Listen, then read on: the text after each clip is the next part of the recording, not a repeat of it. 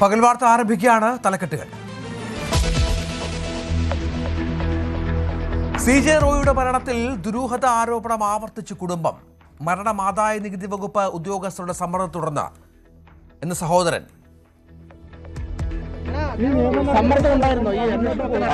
അത് ആയിരിക്കാം. വേറെ ആൾക്ക് വേറെ ഒരു കടോ ബാധ്യതയോ അല്ലെങ്കിൽ ത്രെട്ടോ അങ്ങനത്തെ ഒന്നുമില്ല. പൊതുദർശനം നാളെ 8 മണി മുതൽ 12 വരെ. സംസ്കാരം നാളെ വൈകിട്ട് ബന്നാർഘട്ടയിൽ.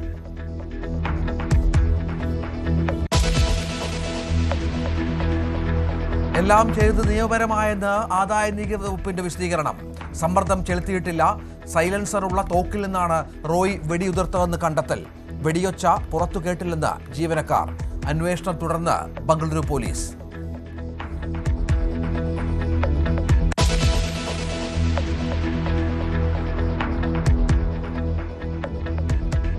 സ്വർണ്ണവിലയിൽ രണ്ടാം ദിവസവും വൻ തകർച്ച. പവന് 6320 രൂപ കുറഞ്ഞ് 1,17,760 വെള്ളി വിലയിലും ഇടിവ്. നിക്ഷേപകർ ലാഭമെടുത്തതും ഡോളർ ശക്തിപ്പെട്ടതും കാരണം.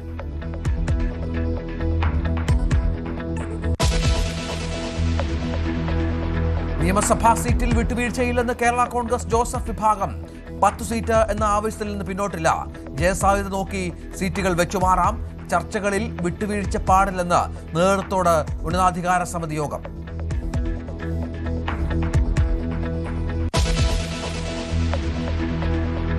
അടുത്ത വർഷം മുതൽ സിലബസിൽ 25% കുറവുണ്ടാകുമെന്ന് വിദ്യാഭ്യാസ മന്ത്രി. സിലബസ് കൂടുതലാണെന്ന് കുട്ടികൾക്ക് പരാതിയുണ്ടെന്നും മന്ത്രി. തീരുമാനം 10ാം ക്ലാസ് വിദ്യാർത്ഥികളായ 3 പേരുടെ നിവേദനത്തിൽ.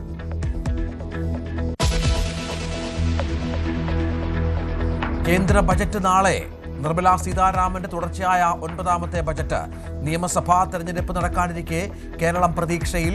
അതിവേഗ റെയിൽപാതയ്ക്കായി നീക്കിയിരിപ്പുണ്ടായേക്കും.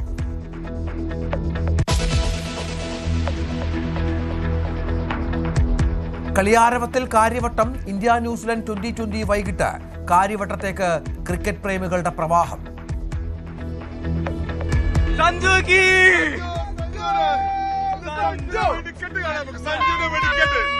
കഴിഞ്ഞ 4 കളിയിലെ ക്ഷീണം ഇന്ന് തീർക്കും. അത് സ്വന്തം നാട്ടുകാർക്ക് വേണ്ടിയിട്ട് അദ്ദേഹം മാറ്റി വെച്ചാണ്. ഇന്ന് പൊളിക്കും. ഇന്നാണ് സ്റ്റാർട്ടിങ്ങിൽ. വേൾഡ് കപ്പിനുള്ള കൗണ്ട് ഡൗൺ ഇന്ന് തുടങ്ങും. കൊച്ചി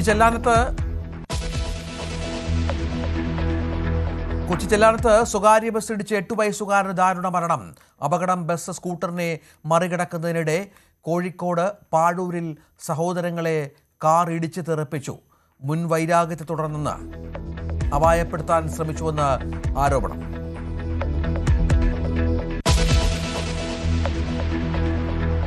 മഹാരാഷ്ട്രയിലെ NCPയുടെ രാഷ്ട്രീയ നീക്കങ്ങളിൽ കേരള ഘടകത്തിന് ആശങ്ക. ശരത് പവാർ NDA ചേരിയിലെത്തിയാൽ കരുതലോടെ നീങ്ങാൻ കേരള നേതൃത്വം. ഇടതുമുന്നണിക്കൊപ്പം ഉറച്ചു തന്നെയെന്ന് AK ശശീന്ദ്രൻ. നിയമസഭാ തെരഞ്ഞെടുപ്പിൽ സ്വതന്ത്രരായി മത്സരിക്കേണ്ട സാഹചര്യമില്ല.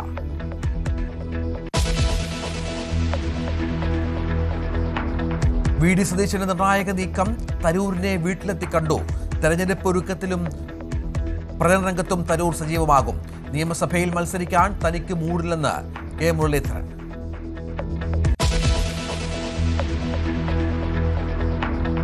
ലീഗ് നേതാക്കളെ വേദിയിലിരുത്തി മലപ്പുറത്തെ പുകഴ്ത്തി A വിജയരാഘവൻ. പുറത്തുനിന്ന് കാണുന്നത് പോലെയല്ല മലപ്പുറം. കാരുണ്യവും ഐക്യവും ഉള്ളവരാണ് മലപ്പുറംകാരെന്ന് CPM പോളിറ്റ് ബ്യൂറോ അംഗം.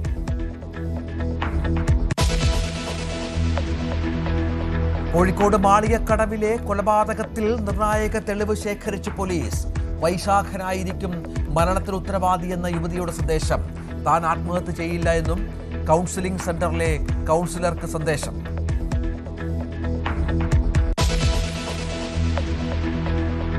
വാർത്തകളുടെ വിശദാംശങ്ങളിലേക്ക്. ആദായ നികുതി വകുപ്പ് റെയ്ഡിനിടെ കോൺഫിഡന്റ് ഗ്രൂപ്പ് ഉടമ CJ റോയി ആത്മഹത്യ ചെയ്തതിൽ CID അന്വേഷണം ഊർജിതം. കുടുംബാംഗങ്ങളുടെയും സഹപ്രവർത്തകരുടെയും ആദായ നികുതി ഉദ്യോഗസ്ഥരുടെയും മൊഴി രേഖപ്പെടുത്തി. ഉദ്യോഗസ്ഥരുടെ സമ്മർദ്ദമാണ് മരണത്തിലേക്ക് നയിച്ചതെന്ന് കുടുംബം ആവർത്തിക്കുകയാണ്. കേന്ദ്ര ഏജൻസിയുടെ സമ്മർദ്ദമാകാം മരണകാരണമെന്നും മറ്റൊരു പ്രശ്നവും ഉണ്ടായിരുന്നില്ലെന്നും സഹോദരൻ CJ ബാബു പറഞ്ഞു. കേരള ഇൻകം ടാക്സ് ഡിപ്പാർട്ട്മെന്റിൽ നിന്നാണ് വന്നിരുന്നത്. ദേവേർ ഇൻ ഹിസ് ഓഫീസ്. അവര് 3 ദിവസമായിട്ട് അവർ ഓഫീസിലുണ്ട്. 28-ാം തീയതി ഒന്നാണ്, 28, 29, ഇന്നലെ 30-ാം തീയതി രാവിലെ എന്നെ വിളിച്ചിട്ട് പറഞ്ഞു, റോയ് വിളിച്ചിട്ടുണ്ടായിരുന്നു. 10:40 രാവിലെ വിളിച്ചിട്ട് പറഞ്ഞു, നീ എപ്പോഴാണ് വരുന്നത്, എനിക്കൊന്ന് കാണണമെന്ന്. അപ്പോൾ ഞാൻ പറഞ്ഞു ഇന്ന് 7 മണിക്ക് കാണാമെന്ന് പറഞ്ഞാണ്. പക്ഷെ ആളുണ്ടായില്ല, ആള് പോയി. അത് ആയിരിക്കാം, വേറെ ആൾക്ക് വേറെ ഒരു കടോ ബാധ്യതയോ അല്ലെങ്കിൽ ത്രെട്ടോ അങ്ങനത്തെ ഒന്നുമില്ല. അല്ല, അതിപ്പോ ഞാൻ ഫാമിലിയൊന്ന് കോൺടാക്ട് ചെയ്തിട്ട് ഞാൻ കണ്ടിട്ടില്ല, ഫാമിലിയെ കണ്ടിട്ടില്ല. സംസാരിച്ചിരുന്നു. അല്ല, അവര് അത് തന്നെ പറഞ്ഞു.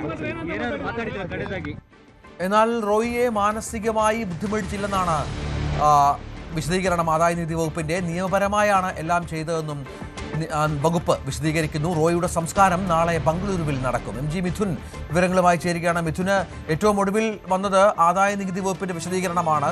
ആരോപണങ്ങൾ തള്ളുകയാണ്, നിയമപരമായ കാര്യങ്ങൾ മാത്രമേ നടന്നിട്ടുള്ളൂ എന്നാണ്. ഏതായാലും അന്വേഷണം പലതരത്തിൽ പുരോഗമിക്കുകയാണല്ലോ. രഞ്ജിത്ത്, അന്വേഷണ സംഘത്തിന് നൽകിയ മൊഴിയിലാണ് ഇക്കാര്യങ്ങൾ ഈ ആദായ നികുതി ഉദ്യോഗസ്ഥർ സൂചിപ്പിക്കുന്നത്. അതായത് നിയമപരമായി മാത്രമേ തങ്ങൾ നടപടികൾ സ്വീകരിച്ചിട്ടുള്ളൂ, അതുപരമായിട്ടുള്ള കാര്യങ്ങളും പരിശോധനകളും മാത്രമാണ് അവിടെ നടന്നിട്ടുള്ളത്. ഒരു തരത്തിലുമുള്ള സമ്മർദ്ദമോ മറ്റു കാര്യങ്ങളോ ഒന്നും തന്നെ റോയിക്ക് മേൽ തങ്ങളുടെ ഭാഗത്തൊന്നും ഉണ്ടായിട്ടില്ല എന്ന് അവർ ആവർത്തിച്ച് ഈ അന്വേഷണ സംഘത്തോട് വിശദീകരിച്ചു എന്നാണ് നമുക്ക് മനസ്സിലാക്കുന്ന വിവരം.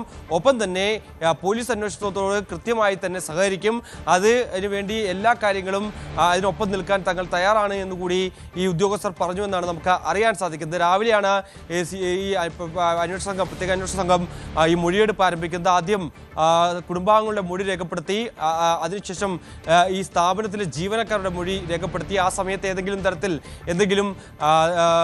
ഈ ഉദ്യോഗസ്ഥരുടെ ഭാഗത്തു നിന്ന് ഏതെങ്കിലും തരത്തിലുള്ള സമ്മർദ്ദ ശ്രമങ്ങളോ അല്ലെങ്കിൽ മറ്റെന്തെങ്കിലും നടപടികളോ ഒക്കെ ഉണ്ടായോ എന്ന് ഈ ജീവനക്കാരോട് കൃത്യമായി ചോദിച്ചറിയുകയും ചെയ്തു. മറ്റൊന്ന്, ഈ കുടുംബാംഗങ്ങളുമായി ബന്ധപ്പെട്ടുള്ള കാര്യങ്ങളിൽ ചോദിച്ചറിഞ്ഞ പ്രധാനപ്പെട്ട കാര്യം, ഏതെങ്കിലും സമയത്ത് കുടുംബാംഗങ്ങളുമായി ബന്ധപ്പെട്ട റോയി എന്തെങ്കിലും പറഞ്ഞിരുന്നു. അതായത് കഴിഞ്ഞ 3 ദിവസമായി ഈ റെയ്ഡ് തുടരുകയാണ്. കഴിഞ്ഞ 3 മാസക്കാലമായി ഇത്തരത്തിൽ വ്യാപകമായി പരിശോധനകൾ തുടരുന്നുണ്ട്. ഇതുമായി ബന്ധപ്പെട്ട എന്തെങ്കിലും സൂചനകളോ അല്ലെങ്കിൽ എന്തെങ്കിലും വിവരങ്ങൾ കൈമാറിയോ എന്നുള്ള കാര്യങ്ങൾ ചോദിച്ചിട്ടുണ്ട്. ഈ സഹോദരൻ പറഞ്ഞതനുസരിച്ച് ഈ CJ ബാബുവിനെ നേരത്തെ കോണ്ടാക്ട് ചെയ്തിരുന്നു കഴിഞ്ഞ ദിവസം 10:00 അതിനുശേഷം വൈകിട്ട് കാണാം, അതായത് 7 മണിയോടുകൂടി കാണാമെന്നായിരുന്നു അറിയിച്ചത്. അതിനു ശേഷം വിളി വന്നിട്ടില്ല എന്നാണ് സഹോദരൻ നൽകിയിരിക്കുന്ന മൊഴി. ഈ സമയത്ത് ഈ വേളയിൽ മറ്റാരെങ്കിലും ആയി ഈ ഇത്തരത്തിൽ ബന്ധപ്പെടുത്തിട്ടുണ്ടോ എന്നടക്കമുള്ള കാര്യങ്ങൾ റോയ് ബന്ധപ്പെട്ടിട്ടുണ്ടോ എന്നുള്ള കാര്യങ്ങൾ കൂടി അന്വേഷണ സംഘം പരിശോധിച്ചു വരികയാണ്. അത്തരത്തിൽ ഫോൺ രേഖകൾ, അപ്പോൾ തന്നെ ഓഫീസിൽ നിന്നൊരു ഡയറി കണ്ടെത്തിയിട്ടുണ്ട്. ആ ഡയറി കേന്ദ്രീകരിച്ച് പരിശോധനകൾ നടക്കുന്നുണ്ട്. മറ്റൊന്ന്, സാമ്പത്തിക ഇടപാടുകൾ സംബന്ധിച്ച് ഉള്ള കാര്യങ്ങളിലും അന്വേഷണം നടക്കുന്നുണ്ട്. ഏതെങ്കിലും തരത്തിൽ മറ്റെവിടുന്നെങ്കിലും ഏതെങ്കിലും ഭീഷണികളോ അല്ലെങ്കിൽ മറ്റു കാര്യങ്ങളോ ഉണ്ടോ എന്നുള്ള കാര്യങ്ങളിൽ ആ സംശയം കൂടി ദൂരീകരിക്കുക എന്നുള്ളതാണ് ഏറ്റവും പ്രധാനപ്പെട്ട കാര്യം. അക്കാര്യങ്ങളും അന്വേഷണ സംഘം പരിശോധിച്ചു വരികയാണ്. ശാസ്ത്രീയമായ പരിശോധനകൾ നടക്കുന്നുണ്ട്. രാവിലെ റോയിയുടെ ഇത്തരത്തിൽ പോസ്റ്റ്മോർട്ടം നടപടികളൊക്കെ പൂർത്തീകരിച്ചിരുന്നു. പോസ്റ്റ്മോർട്ടം റിപ്പോർട്ട് വന്നതിന് ശേഷമായിരിക്കും മറ്റ് നടപടികളിലേക്ക് കടക്കുക എന്നുള്ളതാണ്. എന്തായാലും മൊഴിയെടുപ്പ് പൂർത്തീകരിച്ചിരിക്കുന്നു ഉദ്യോഗസ്ഥരുടെ അടക്കം. ഈ ഉദ്യോഗസ്ഥരെ വീണ്ടും ചോദ്യം ചെയ്തേക്കും എന്നുള്ള ഒരു വിവരങ്ങൾ കൂടി പുറത്തു വരുന്നുണ്ട്. നിലവിലിപ്പോൾ മൊഴിയെടുപ്പ് മാത്രമാണ് നടന്നിട്ടുള്ളത്. വിശദമായ ചോദ്യം ചെയ്യലിലേക്ക് അന്വേഷണ സംഘം കടന്നേക്കുമെന്നുള്ളൊരു വിവരങ്ങൾ കൂടി ഈ ഒരു ഘട്ടത്തിൽ പുറത്തു വരുന്നുണ്ട്. എന്തായാലും നാളെ വൈകിട്ട് 4 മണിക്കാണ് ഇദ്ദേഹത്തിൻ്റെ സംസ്കാര ചടങ്ങുകൾ നിശ്ചയിച്ചിട്ടുള്ളത്. ഇന്ന് വൈകിട്ട് 5 മണിക്ക് ശേഷം ഈ സഹോദരൻ്റെ വീട്ടുവളപ്പിൽ വെച്ച് സംസ്കാര ചടങ്ങുകൾ നടക്കുമെന്നായിരുന്നു അറിയിച്ചെങ്കിൽ അതിൽ ചില സമയക്രമത്തിൽ മാറ്റങ്ങൾ സംഭവിച്ചിരിക്കുന്നു. നാളെ വൈകിട്ട് ആയിരിക്കും ഇത്തരത്തിൽ റോയിയുടെ സംസ്കാര ചടങ്ങുകൾ നടക്കുക എന്നാണ് നമുക്ക് ഇപ്പോൾ മനസ്സിലാക്കാൻ സാധിക്കുന്നത്. രഞ്ജിത്ത്, MG മിഥുൻ വിവരങ്ങൾ പങ്കുവച്ചു. CJ റോയിയുടെ മരണത്തിന് പിന്നിൽ കേന്ദ്ര ഏജൻസികളുടെ സമ്മർദ്ദം സംശയിക്കുന്നുവെന്ന് CPM സംസ്ഥാന സെക്രട്ടറി MV ഗോവിന്ദൻ. മരണത്തിൽ സമഗ്രമായ അന്വേഷണം വേണം, മരിച്ചതിന് ശേഷവും റെയ്ഡ് തുടർന്നുവെന്നാണ് പറയുന്നത്. മനുഷ്യത്വപരമായ ഒരു നിലപാട് സ്വീകരിക്കാൻ എന്തുകൊണ്ട് കേന്ദ്ര ഏജൻസികൾക്കാവുന്നില്ലെന്നും ഇത് പരിശോധിക്കണമെന്നും MV ഗോവിന്ദൻ പറഞ്ഞു. മനുഷ്യത്വപരമായ ഒരു നിലപാട് സ്വീകരിക്കുന്നതിന് എന്തേ കേന്ദ്ര ഏജൻസികൾക്കാവുന്നില്ല എന്ന കാര്യമാണ് അതുമായിട്ട് ബന്ധപ്പെട്ട് നമുക്ക് പറയാനാവുക. റെയ്ഡിൻ്റെ ഭാഗമായിട്ട് കണ്ടെത്തുന്ന ഏത് കാര്യമായാലും സ്വാഭാവികമായിട്ടും പരിഹരിക്കാൻ സാധിക്കുന്ന ഒന്നായിരിക്കും. പിന്നെ ഇത്തരത്തിലുള്ള ഒരു അവസ്ഥ എന്തുകൊണ്ടാണ് ഉണ്ടായത് എന്നതിൻ്റെ പരിശോധന ഫലപ്രദമായിട്ട് നടത്തി തന്നെ വേണം എന്നാണ് എനിക്കത് സംബന്ധിച്ച് പറയാനുള്ളത്. അന്വേഷണം നടത്തണം. അപ്പോഴാണ് ഇതിൻ്റെ എല്ലാം കാര്യങ്ങൾ പുറത്തു വരിക. ഏതായാലും വളരെ പ്രധാനപ്പെട്ട മലയാളിയായ നമുക്ക് കേരളക്കാർക്ക് നല്ല പരിചയമുള്ള ഒരു വ്യവസായ ഗ്രൂപ്പിൻ്റെ പ്രമുഖ വക്താവാണ് നമുക്ക് നഷ്ടപ്പെട്ടിട്ടുള്ളത്. അത് ഈ പശ്ചാത്തലത്തിലാണെന്ന് പറയുമ്പോൾ കുടുംബാംഗങ്ങൾ, സഹോദരൻ ഉൾപ്പെടെയുള്ളവർ അതിശക്തിയായ രീതിയിലുള്ള പ്രതിഷേധം രേഖപ്പെടുത്തിയിട്ടുണ്ട്. പരിശോധിക്കട്ടെ എന്നാണ് ആ സംബന്ധിച്ച് പറയുന്നത്. CJ റോയിയുടെ മരണത്തിൽ ഗൗരവതരമായ അന്വേഷണം വേണം എന്ന് പ്രതിപക്ഷ നേതാവ് VD സതീശൻ. IT റെയ്ഡിന്റെ പേരിൽ ആത്മഹത്യയുടെ കാര്യമില്ല. മരണത്തിന് പിന്നിൽ ദുരൂഹതയുണ്ടെന്നും അന്വേഷണം വേണമെന്നും സതീശൻ ആവശ്യപ്പെട്ടു. ഏത് തരത്തിലുള്ള ഒരു ഹറാസ്മെൻ്റാണ് അദ്ദേഹത്തിന് ഉണ്ടായത് എന്ന് വ്യക്തമല്ല. കാരണം ഒരു ഇൻകം ടാക്സ് റെയ്ഡ് സാധാരണ നടക്കുന്ന ഒരിതാണ്. ഒരാൾ ആത്മഹത്യ ചെയ്യുന്ന സ്ഥിതിയിലേക്ക് ഒരു വ്യവസായി അത് പോയിട്ടുണ്ടെങ്കിൽ അതിനെക്കുറിച്ച് ഗൗരവതരമായ അന്വേഷണം നടത്തണം. അദ്ദേഹത്തിന്റെ മരണത്തിന് പിന്നിലുള്ള കാര്യത്തെക്കുറിച്ച് ഒരു പ്രധാനപ്പെട്ട ഏജൻസി ഗൗരവതരമായി അന്വേഷിക്കണം എന്നാണ് എനിക്ക് തോന്നുന്നത്. ഒരു ദുരൂഹത കാണുന്നുണ്ട് ആ മരണത്തിൽ. അദ്ദേഹത്തെ പോലെ ഒരാൾ ഒരു ഇൻകം ടാക്സ് റെയ്ഡ് നടന്നു എന്നതിന്റെ പേരിൽ ആത്മഹത്യ ചെയ്യേണ്ട കാര്യമില്ല. ഒരു ദുരൂഹത അതിന്റെ പുറകിലുണ്ട്. അത് അന്വേഷിച്ച് അതിന്റെ സത്യം പുറത്തുവല്ല. കോൺഫിഡന്റ് ഗ്രൂപ്പ് ഉടമ റോയി ആത്മഹത്യ ചെയ്ത് ആദായ നികുതി ഉദ്യോഗസ്ഥരുടെ പീഡനത്തെ തുടർന്ന് LDF convener TP Ramakrishnan. BJP ആവശ്യപ്പെടുന്ന സൗകര്യങ്ങൾ ചെയ്തു കൊടുത്തില്ലെങ്കിൽ വെച്ചേക്കില്ല എന്നാണ് നിലപാട്. ഇതൊക്കെ അതിജീവിച്ച് വേണം മുന്നോട്ട് പോകാനെന്നും TP രാമകൃഷ്ണൻ പറഞ്ഞു. ഇവിടെ കോൺഫിഡന്റ് ഗ്രൂപ്പിന്റെ ഉടമയായിട്ടുള്ള ശ്രീ ജോയി കൊല ചെയ്യപ്പെട്ടു എന്ന് പറഞ്ഞാൽ അദ്ദേഹം സ്വന്തം വെടിവെച്ച് ജീവിതം അവസാനിച്ചു. എന്താ കാരണം? ആദായ നികുതി ഉദ്യോഗസ്ഥന്മാരുടെ പീഡനമാണ്. കോൺഫിഡന്റ് ഗ്രൂപ്പിന് ഇവിടെ കോഴിക്കോട് അവരുടെ ഒരു കേന്ദ്രമുണ്ട്, ബാംഗ്ലൂരിൽ അവരുടെ കേന്ദ്രമുണ്ട്. അവിടെ ആദായ നികുതി ഉദ്യോഗസ്ഥന്മാരുടെ നിരന്തരമായ പീഡനത്തെ തുടർന്ന് എങ്ങനെ BJP ആവശ്യപ്പെടുന്ന സൗകര്യങ്ങൾ ചെയ്തു കൊടുത്തിട്ടില്ലെങ്കിൽ അവരെ വെച്ചു ഉറപ്പിക്കില്ല എന്നുള്ളതാണ് അവരുടെ നിലപാട്.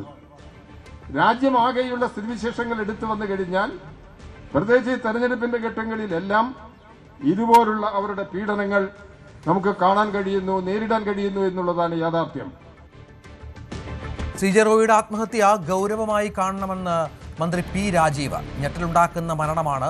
കടുത്ത മാനസിക സംഘർഷത്തിലേക്ക് വ്യവസായികളെ കൊണ്ടുപോകുന്ന രീതിയാണ്.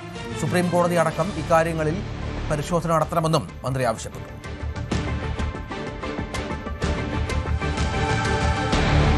CJ റോയിയുടെ മരണത്തിൽ ആശങ്ക പങ്കുവച്ച സംരംഭകർ. റോയിയുടെ മരണം സംരംഭകരെ മുഴുവൻ ആശങ്കപ്പെടുത്തുന്നതാണെന്ന് UAE സംരംഭകൻ മുഹമ്മദ് ഫൈസ് പറഞ്ഞു. കേരളത്തിൽ നിക്ഷേപം നടത്താൻ ആഗ്രഹിക്കുന്ന സംരംഭകരെ ഭയപ്പെടുത്തുന്ന സാഹചര്യമാണ്. റോയിയുടെ കുടുംബവുമായി ഉണ്ടായിരുന്നത് വളരെ അടുത്ത ബന്ധമാണ്. ദുബായിൽ അദ്ദേഹം പുതുതായി ആരംഭിക്കാനിരുന്ന സംരംഭത്തിൽ ഒരുപാട് മലയാളികൾക്ക് തൊഴിൽ ലഭിക്കേണ്ടതായിരുന്നുവെന്നും മുഹമ്മദ് ഫൈസ് പറഞ്ഞു. ആക്ച്വലി CJ റോയ് സാറിനുമായിട്ട് ഞാൻ ഈ അടുത്താണ് അദ്ദേഹവുമായി അടുത്ത് ബന്ധപ്പെടാൻ സാധിച്ചിരുന്നത്. പക്ഷെ വളരെ യുവ സംരംഭകരെ ചേർത്ത് പിടിക്കുന്ന ഒരു വ്യക്തിത്വമാണ് അദ്ദേഹത്തിൻ്റെത്. അദ്ദേഹവും അദ്ദേഹത്തിന്റെ ഫാമിലിയായിട്ട് എനിക്ക് ബന്ധമുണ്ടായിരുന്നു. പക്ഷെ അദ്ദേഹത്തിന്റെ മരണവാർത്ത ഇന്നലെ ഈവനിങ് എന്റെ സുഹൃത്ത് കാണിച്ചു തരുമ്പോഴാണ് ഞാനിത് അറിയുന്നത്. പക്ഷെ അദ്ദേഹത്തിന്റെ ജീവിതത്തിൽ നമ്മൾ അദ്ദേഹവുമായി സംസാരിച്ചാൽ മനസ്സിലാക്കാൻ പറ്റും ഏത് വിഷയവും പോസിറ്റീവായിട്ട് എടുക്കുന്ന ഒരു വ്യക്തിയാണ്. ഏത് വിഷയവും അപ്പൊ അത്രത്തോളം അദ്ദേഹത്തിന് മാനസികമായ ഒരു സമ്മർദ്ദം ഉണ്ടായതിന്റെ പേരിലാണ് അദ്ദേഹം ഇങ്ങനെ ചെയ്തതെന്നുള്ളതാണ് ഞാൻ മനസ്സിലാക്കുന്നത്. പക്ഷെ അത് തീർച്ചയായിട്ടും ദുബായ് അതേപോലെ തന്നെ വ്യവസായികളെ സംബന്ധിച്ചിടത്തോളം വളരെ തീരാൻ നഷ്ടമാണ്. ഇപ്പൊ റീസെന്റ് അദ്ദേഹം ദുബായിൽ ഒരു പ്രൊജക്ട് ഓപ്പൺ ആക്കിയിട്ടുണ്ട്. അത് ഒരുപാട് കേരളത്തിൽ നിന്നോർക്കും ഇന്ത്യയിൽ നിന്നോർക്കും ഒരുപാട് ജോലി സാധ്യതകളും അതുപോലെ മറ്റുള്ള രാജ്യക്കാർക്കും ഒക്കെ ഒരു ജോലി സാധ്യതയുള്ള ഒരു മേഖലയിലായിരുന്നു അദ്ദേഹം ഒരു ഡെവലപ്മെന്റ് കൊണ്ടുവന്നത്. അപ്പൊ അതിന്റെ എല്ലാം ഇനി ഭാവി എന്താകുമെന്നാണ് ആശങ്കയിലുമാണ്. അദ്ദേഹത്തിന്റെ വിയോഗം വളരെ നമുക്ക് വിഷമവും വേദനാജനകവുമാണ്. CJ റോയ് സാറിന്റെയൊക്കെ ഒരു ഇത് കാണുമ്പോൾ കേരളത്തിലേക്ക് ഇൻവെസ്റ്റ് ചെയ്യാനും അതുപോലെ തന്നെ ബിസിനസ് ചെയ്യാനും ആൾക്കാർക്ക് പേടിയാണ്. കാരണം ഏത് നിമിഷവും എന്ത് സംഭവിക്കാവുന്ന രീതിയിലാണ്. കാരണം അവർക്ക് വഴങ്ങാതിരിക്കുമ്പോൾ അവർ ഇതുപോലുള്ള പല കാരണങ്ങൾ കൊണ്ട് കൊടുക്കുന്നതാണെന്നാണ് മറ്റുള്ളവർ പറയുന്നത്. അപ്പൊ അതൊരു ഭീഷണി സ്വരമാണ് യഥാർത്ഥത്തിൽ.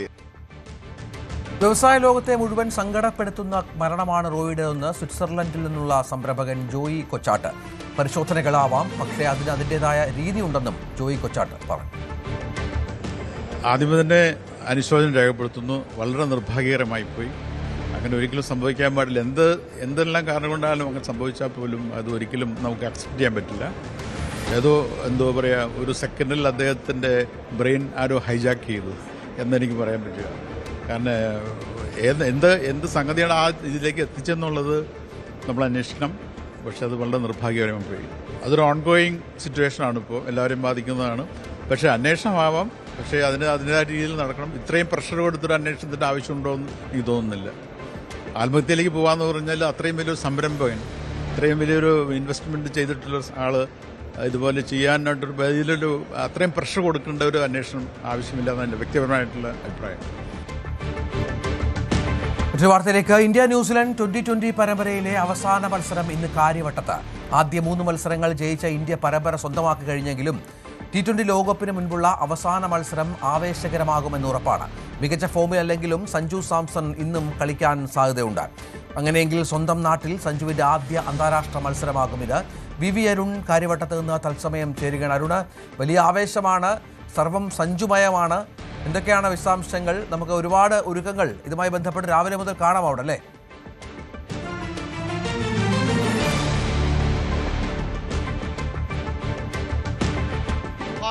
ക്രിക്കറ്റ് ആരാധകർ പറയും, പ്രത്യേകിച്ചും സഞ്ജു സാംസന്റെ ആരാധകർ തന്നെയാണ് കാര്യവട്ടത്തെ കൂടുതലെത്തുന്നത്. 11 വർഷത്തോളം നീളുന്ന അന്താരാഷ്ട്ര കരിയർ, അതിൽ തന്നെ സഞ്ജു സാംസന് തൻ്റെ സ്വന്തം നാട്ടിൽ സ്വന്തം മണ്ണിൽ ഇന്ത്യക്ക് വേണ്ടി കളിക്കാൻ ഇതുവരെ അവസരമുണ്ടായിട്ടില്ല. അത് ഇന്ന് തന്നെ സംഭവിക്കുന്ന പ്രതീക്ഷയിലാണ് ആരാധകരുള്ളത്. സഞ്ജുവിൻ്റെ ജേഴ്സി അണിഞ്ഞാണ് കൂടുതൽ പേര് ഇവിടേക്ക് എത്തുന്നത് കൂടി ഏറ്റവും ശ്രദ്ധിക്കേണ്ട കാര്യമാണ്. സഞ്ജു കളിക്കുമോ എന്ന്? എവിടെ നിന്നാണ് നിങ്ങൾ വരുന്നത്?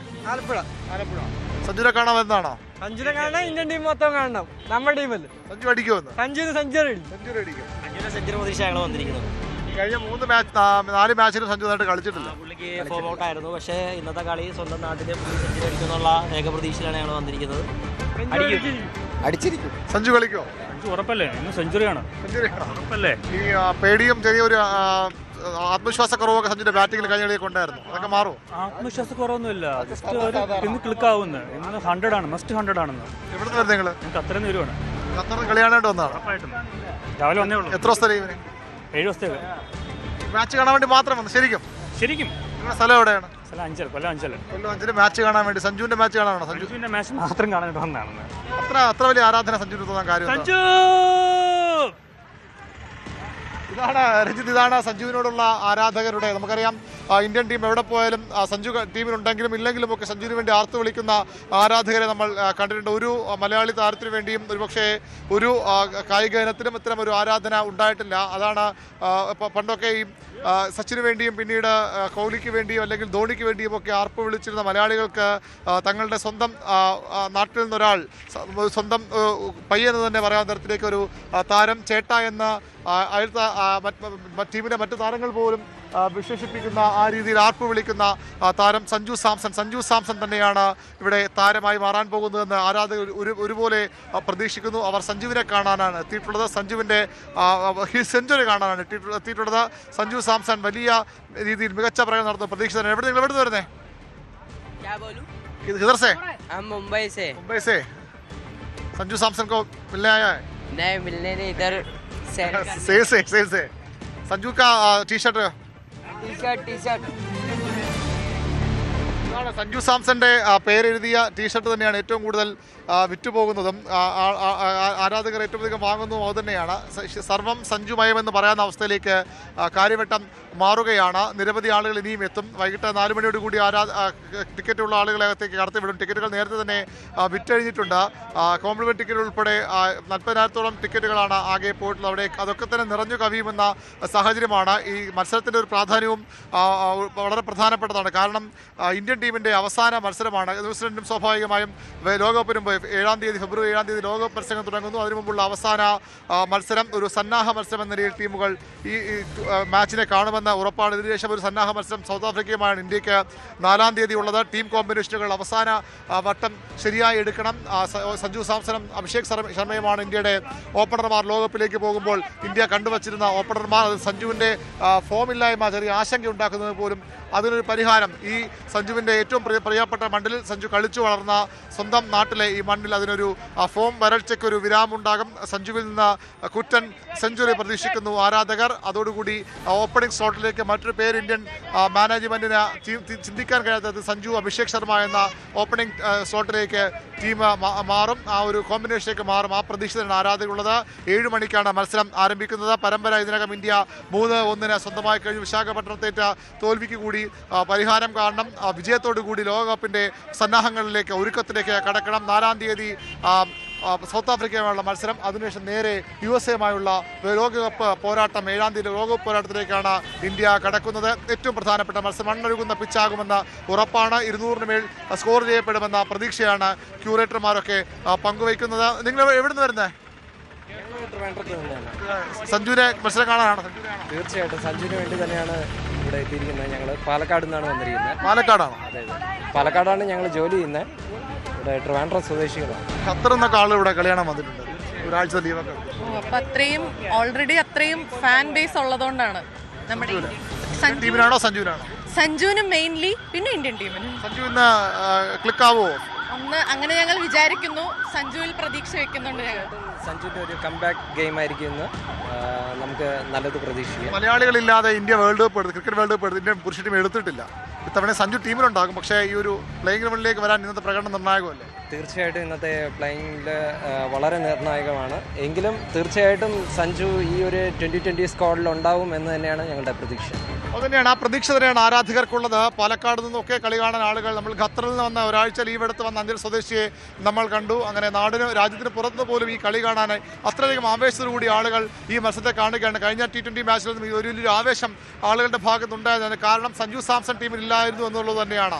ഈ ഒരു മത്സരം ഇവിടെ നടക്കുമ്പോൾ സഞ്ജു ടീമിലുണ്ടാവുകയും സഞ്ജുവിനെ ടീമിൽ പ്ലേയിങ്ങിൽ ഉൾപ്പെടുത്താതിരിക്കുന്ന വലിയ പ്രതിഷേധ സൂചകമായുള്ള മുദ്രാവാക്യം വിളികളും സഞ്ജുവിന് വേണ്ടിയുള്ള ആർപ്പുവിളികളും ഒക്കെ നമ്മൾ കണ്ടതാണ്. പക്ഷേ ഇത്തവണ സഞ്ജു ഉണ്ടാകുമെന്ന് മാത്രമല്ല, സഞ്ജു ഓപ്പണിംഗ് സ്ലോട്ടിൽ അടിച്ചു തകർക്കും.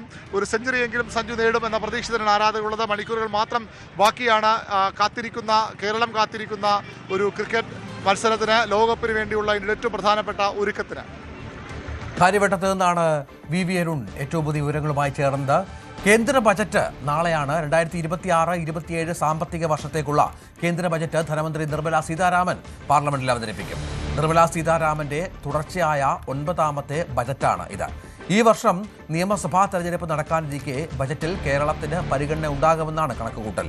കേരളത്തിന് അതിവേഗ റെയിൽപാതയ്ക്കായി നീക്കിയിരിപ്പുണ്ടാകും എന്ന് പ്രതീക്ഷിക്കുന്നു. അതിവേഗ റെയിൽ പദ്ധതി കൊണ്ടുവരുന്നതിൽ തങ്ങൾ എതിരല്ലെന്ന് പ്രതിപക്ഷ നേതാവ് VD സതീശൻ. എന്നാൽ എന്തു പദ്ധതി എന്ന പ്രാരംഭ പഠനം പോലും സർക്കാർ നടത്തിയിട്ടില്ല. കേരളത്തിന് നല്ലത് വരുത്തുന്ന ഏത് പദ്ധതിയെയും പിന്തുണയ്ക്കുമെന്നും സതീശൻ പറഞ്ഞു. നല്ല ഒരു പ്രോജക്റ്റ് കേരളത്തിൽ അതിവേഗ ട്രെയിൻ കൊണ്ടുവരുന്നതിന് ഞങ്ങളാരും എതിരല്ല. വരണം, കേരളത്തിൻ്റെ ഇൻഫ്രാസ്ട്രക്ചർ മാറണം. പക്ഷേ അതിന് പാരിസ്ഥിതികമായി പരിശോധനകൾ നടത്തി സാമ്പത്തികമായി കേരളത്തിന് താങ്ങാൻ പറ്റുന്ന ഒരു പദ്ധതി വരട്ടെ. അത് കേന്ദ്രം കൊണ്ടുവന്നാലും ഇനിയിപ്പോൾ കേരളത്തിന് കൊണ്ടുവരാനൊന്നുമില്ലല്ലോ. പോണ പോക്കിലാണ് ഇത് പറഞ്ഞത്. 10 കൊല്ലം കഴിഞ്ഞപ്പോഴാണ് പോണ പോക്കിലാണ് ഇത് പറയുന്നത്. അത് എന്ത് പദ്ധതിയാണെന്ന് ഒരു പ്രാരംഭ പഠനം പോലും നടത്താതെയാണ് പ്രഖ്യാപിച്ചത്. ഒരു പ്രാരംഭ പഠനം നടത്താതെ ഏത് നല്ല പദ്ധതി ആര് കൊണ്ടുവന്നാലും ഞങ്ങൾ അതിനെ പിന്തുണയ്ക്കും. നല്ല പദ്ധതിയാണ്, ഞങ്ങളത് പരിശോധന നടത്തും. കേരളത്തിന് ദോഷകരമായി ബാധിക്കാത്ത, കേരളത്തിന് നല്ലത് വരുത്തുന്ന ഏത് കാര്യത്തെയും ഞങ്ങൾ പിന്തുണയ്ക്കും. അതിവേഗ റെയിൽ പദ്ധതി കേന്ദ്ര സർക്കാർ ആലോചിച്ച് ചെയ്യുമെന്ന് BJP സംസ്ഥാന അധ്യക്ഷൻ രാജീവ് ചന്ദ്രശേഖർ. ശ്രീധരൻ ഒരു പദ്ധതി ഒരുക്കുന്നുണ്ടെങ്കിൽ അതിൽ ഞങ്ങൾക്ക് വിശ്വാസമുണ്ട്. ഇപ്പോൾ നടക്കുന്നത് ചർച്ചയാണ്, അത് നടക്കട്ടെ എന്നും രാജീവ് പറഞ്ഞു.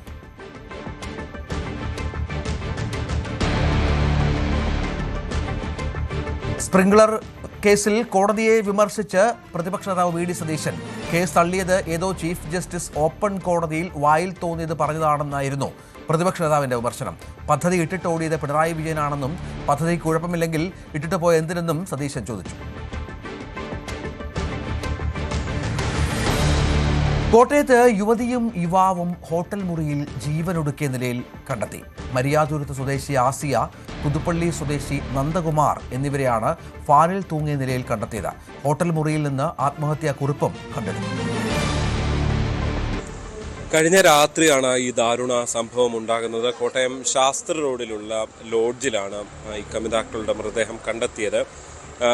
ഈ ആസിയെ കാണുന്നില്ല എന്ന് ചൂണ്ടിക്കാട്ടി ഗാന്ധിനഗർ പോലീസിന് കുടുംബം പരാതി നൽകിയിരുന്നു. ഇവർ നേരത്തെയും ഇങ്ങനെ ഒരു ശ്രമം നടത്തിയതാണ്. ഒളിച്ചോടിപ്പോയി ജീവിക്കാൻ ഒരു ശ്രമം നടത്തിയിരുന്നു. പക്ഷേ അന്ന് കുടുംബം ഇടപെട്ട് ഇവരെ തിരിച്ചു കൊണ്ടുവരികയായിരുന്നു. ഇവരുടെ വിവാഹത്തിന് കുടുംബം എതിര് നിന്നിരുന്നു എന്നാണ് ഈ ആത്മഹത്യാ കുറിപ്പിൽ പറയുന്നത്. ഇന്നലെ മിനിയാന്നിവർ മുറിയെടുക്കുന്നു. ഇന്നലെ വൈകുന്നേരം കഴിഞ്ഞിട്ടും ഇത് തുറക്കാതെ വന്നതോടെയാണ് ഹോട്ടൽ ജീവനക്കാർ ഇവരെ വിളിച്ചു. പക്ഷേ അവർ യാതൊരു പ്രതികരണവും ഉണ്ടായില്ല. തുടർന്നാണ് വെസ്റ്റ് പോലീസിനെ വിവരം അറിയിക്കുന്നത്. വെസ്റ്റ് പോലീസ് എത്തിയും ഈ റൂം തുറക്കാനുള്ള ശ്രമം ആദ്യഘട്ടത്തിൽ നടത്തി. തുടർന്ന് ഫയർഫോഴ്സിന്റെ സഹായത്തോടു കൂടിയാണ് ഈ മുറി തുറന്നത്. അപ്പോഴാണ് ഈ ഫാനിൽ കെട്ടിത്തൂങ്ങിയ നിലയിൽ ഇരുവരുടെയും മൃതദേഹം കണ്ടെത്തിയത്. പെൺകുട്ടിക്ക് 19 വയസ്സും ഈ ആൺകുട്ടിക്ക് 22 വയസ്സും മാത്രമാണ് പ്രായം ഉള്ളത്. ഏറെ നാളായി ഇവർ പ്രണയത്തിലായിരുന്നു എന്നാണ് നമുക്ക് ലഭ്യമാകുന്ന വിവരം. എന്തായാലും ഇൻക്വസ്റ്റ് ഉൾപ്പെടെ ഇവിടെ വെച്ച് നടത്തിയ ശേഷമാണ് രാവിലെ മൃതദേഹം പുറത്തേക്ക് എടുത്തത്. മരണത്തിൽ മറ്റ് അസ്വാഭാവികതകളൊന്നുമില്ല എന്നുള്ളതാണ് പോലീസ് ഇപ്പോൾ നൽകുന്ന വിവരം. കോഴിക്കോട് എലത്തൂർ മാളിക്കടവ് കൊലപാതകത്തിൽ നിർണായക വിവരങ്ങൾ കണ്ടെത്തി പോലീസ്. കൗൺസിലിംഗ് സെന്ററിലെ കൗൺസിലർക്ക് കൊല്ലപ്പെടുന്ന ദിവസം യുവതി സന്ദേശമയച്ചതായി കണ്ടെത്തി. താൻ ഒരിക്കലും ആത്മഹത്യ ചെയ്യില്ലെന്നും മരിച്ചാൽ പ്രതി വൈശാഖനായിരിക്കുമെന്നും മരണത്തിന് ഉത്തരവാദി എന്നായിരുന്നു സന്ദേശം. ഒരുമിച്ച് ആത്മഹത്യ ചെയ്യാനായി തീരുമാനമെടുത്ത ശേഷം പിന്നീട് കൊലപാതകം നടത്തുകയായിരുന്നു എന്നാണ് പ്രതി വൈശാഖൻ പോലീസിന് നൽകിയ മൊഴി. എന്നാൽ ഇതിന് വിരുദ്ധമായ തെളിവുകളാണ് ഇപ്പോൾ പുറത്തു വന്നുകൊണ്ടിരിക്കുന്നത്. നേരത്തെ തന്നെ ഇത്തരമൊരു ഭീഷണി വൈശാഖനിൽ നിന്നും ഉണ്ടായിരുന്നു എന്ന് വ്യക്തമാക്കുന്ന തരത്തിലുള്ള വിവരങ്ങളാണ് പുറത്തു വരുന്നത്. കോഴിക്കോട് കല്ലായിലെ ഒരു കൗൺസിലിംഗ് സെന്ററിൽ യുവതിയും വൈശാഖനും 2 തവണ പോയിരുന്നു. 20, 22 തീയതികളിൽ ആണ് ഈ പോയത്. അവിടെ വെച്ച് ജനുവരി 20 ആദ്യ കൗൺസിലിംഗിന് പോയപ്പോൾ തന്റെ ഭാര്യയെന്നാണ് വൈശാഖൻ യുവതിയെ പരിചയപ്പെടുത്തിയത്. പക്ഷേ പിന്നീട് 22-ാം തീയതി കൗൺസിലിംഗിനായി പോയപ്പോൾ നിജസ്ഥിതി കൗൺസിലറോട് യുവതി പറയുകയും ചെയ്തിരുന്നു. ഇതിനുശേഷം പിന്നീട് കൗൺസിലർക്ക് അയച്ച ഒരു മെസ്സേജിലാണ് താൻ ഒരിക്കലും ആത്മഹത്യ ചെയ്യില്ല, തനിക്ക് എന്തെങ്കിലും ജീവഹാനി ഉണ്ടായാൽ അതിന് പിന്നിലെ കാരണക്കാരൻ വൈശാഖനാണ് എന്നവർ പറയുകയും ചെയ്തത്. അതുകൊണ്ട് തന്നെയാണ് വൈശാഖന്റെ ഈ ഒരു ഇരുവരും ചേർന്ന് ആത്മഹത്യ ചെയ്യാമെന്ന വാദമുഖത്തെ പോലീസ് പൂർണ്ണമായും തള്ളുന്ന രീതിയിലേക്ക് പോയിക്കൊണ്ടിരിക്കുന്നത്. ഒപ്പം ഈ കൗൺസിലിങ്ങിനൊക്കെ പോയ ശേഷം പിന്നീട് യുവതി പഠിക്കുന്ന ഫാഷൻ ടെക്നോളജി ഇൻസ്റ്റിറ്റ്യൂട്ടിൽ എത്തിയും ഭീഷണിപ്പെടുത്തിയെന്ന വിവരങ്ങൾ ലഭിക്കുന്നുണ്ട്. അത്തരത്തിലൊരു ഭീഷണിക്ക് ശേഷമാണ് യുവതി പിന്നീട് തനിക്ക് സംഭവിച്ച കാര്യങ്ങൾ അല്ലെങ്കിൽ വൈശാഖനിൽ നിന്ന് നേരിടുന്ന ഭീഷണി എന്നിവയെക്കുറിച്ച് ഡയറി കുറിപ്പിൽ വളരെ വിശദമായി തന്നെ രേഖപ്പെടുത്തിയത്. ഡയറി കുറിപ്പിലും വൈശാഖനെ പ്രതിക്കൂട്ടിലാക്കുന്ന കാര്യങ്ങൾ തന്നെയാണ് ഉള്ളത്. എന്തായാലും ഇതൊക്കെ അടിസ്ഥാനപ്പെടുത്തിയാണ് പോലീസ് ഇപ്പോൾ മുന്നോട്ട് പോയിക്കൊണ്ടിരിക്കുന്നത്. കേസിൽ 5 ദിവസത്തേക്ക് വൈശാഖനെ പോലീസ് കസ്റ്റഡിയിൽ വിട്ടിരുന്നു. ഇന്നലെ വൈശാഖന്റെ ഇൻഡസ്ട്രിയൽ വർക്ക്ഷോപ്പിലും മെഡിക്കൽ ഷോപ്പിലും ഈ ഉറക്കുഗുളികൾ മരിക്കുന്നതിന് മുമ്പ് അല്ലെങ്കിൽ കൊല്ലുന്നതിന് മുമ്പ് യുവതിക്ക് നൽകിയിരുന്നു. ആ ഉറക്കുഗുളികൾ വാങ്ങിച്ച മെഡിക്കൽ ഷോപ്പിൽ കൊണ്ടുപോയിരുന്നു. ഒപ്പം ഈ ഉറക്കുഗുളിക മിശ്രിതമാക്കാനായി ഉപയോഗിച്ച ജ്യൂസ് വാങ്ങിയ ജ്യൂസ് കടയിലും പോയിരുന്നു. ഒപ്പം ഈ സന്ദേശം ലഭിച്ചുവെന്ന് വെളിപ്പെടുത്തിയ കൗൺസിലറുടെ കൗൺസിലിംഗ് സെന്ററിൽ പോയും ഇരുവരും അവിടെ എത്തിയ കാര്യത്തെക്കുറിച്ചും ഇരുവരും എന്തൊക്കെ കാര്യങ്ങളാണ് സംസാരിച്ച് എന്തടക്കമുള്ള വിവരങ്ങളെക്കുറിച്ചുമൊക്കെയുള്ള വിവരങ്ങൾ ആരാഞ്ഞിട്ടുമുണ്ട്. എന്തായാലും കേസിൽ ശക്തമായ തെളിവുകൾ ഇതിനകം ലഭ്യമാണ് എന്നാണ് പോലീസ് പറയുന്നത്. ഇൻഡസ്ട്രിയൽ വർക്ക്ഷോപ്പിലെ CCTV ദൃശ്യങ്ങൾ നേരത്തെ ലഭിച്ചിരുന്നു. ഈ CCTV ദൃശ്യങ്ങളിൽ യുവതിയും വൈശാഖനും തമ്മിൽ നടത്തിയ സംഭാഷണങ്ങളടക്കമുള്ളവയുടെ തെളിവുകൾ ലഭിച്ചിരുന്നു. ഈ കൃത്യം നടത്തിയ ശേഷം, അതായത് ഇരുവരും തൂങ്ങി മരിക്കാനായി ഉള്ള ശ്രമം നടത്തിയ ശേഷം യുവതിയെ കൊലപ്പെടുത്തി പിന്നീട് ലൈംഗികമായി ദുരുപയോഗം ചെയ്യുന്നു. ഇതിനുശേഷം പിന്നീട് ഭാര്യയെ വിളിച്ചു വരുത്തിയാണ് കാറിൽ ആശുപത്രിയിലേക്ക് കൊണ്ടുപോയത്. ഈ ആശുപത്രിയിലേക്ക് കൊണ്ടുപോകുന്ന CCTV ദൃശ്യങ്ങളടക്കം ലഭിക്കുകയും ചെയ്തിരുന്നു. എന്തായാലും ഇതൊക്കെ അടിസ്ഥാനപ്പെടുത്തിയാണ് ഒരു ആസൂത്രിതമായ കൊലപാതകം എന്ന രീതിയിലേക്ക് തന്നെ പോലീസിന്റെ അന്വേഷണം നീങ്ങുന്നത്. അതിനുള്ള തെളിവായി അല്ലെങ്കിൽ ഒരു കൊലപാതകമായിരുന്നു എന്ന് തെളിയിക്കുന്നതിനായി ഈ കൗൺസിലറുടെ മൊഴിയടക്കം ലഭിക്കുകയും ചെയ്തിട്ടുണ്ട്. ശക്തമായ തെളിവുകളുടെ അടിസ്ഥാനത്തിൽ കൂടുതൽ അന്വേഷണം ഇക്കാര്യത്തിൽ നടക്കുമെന്ന് പോലീസ് പറയുന്നു. വൈശാഖിന് അപ്പുറം മറ്റാരെങ്കിലും ഈ കൃത്യത്തിൽ പങ്കെടുത്തിട്ടുണ്ടോ എന്ന പരിശോധനയും നടന്നു വരികയാണ്. രാഹുൽ മാങ്കൂട്ടത്തിനെതിരായ ബലാത്സംഗ കേസിലെ അതിജീവിത സുപ്രീം കോടതിയിൽ. ദീപ ജോസഫിന്റെ ഹർജിയിൽ അതിജീവിത തടസ്സ ഹർജി നൽകി. ദീപ ജോസഫിന്റെ ഹർജിയിൽ ഇടക്കാല ഉത്തരവ് പുറപ്പെടുവിക്കുന്നതിന് മുൻപ് തന്റെ വാദം കേൾക്കണമെന്നാണ് ഹർജിയിലെ ആവശ്യം. അതിജീവിതയെ സമൂഹ മാധ്യമങ്ങളിലൂടെ അധിക്ഷേപിച്ച കേസിലെ പ്രതിയായ ദീപ ജോസഫിനെതിരെ അഡ്വക്കേറ്റ് KR സുഭാഷ് ചന്ദ്രനാണ് തടസ്സ ഹർജി നൽകിയത്.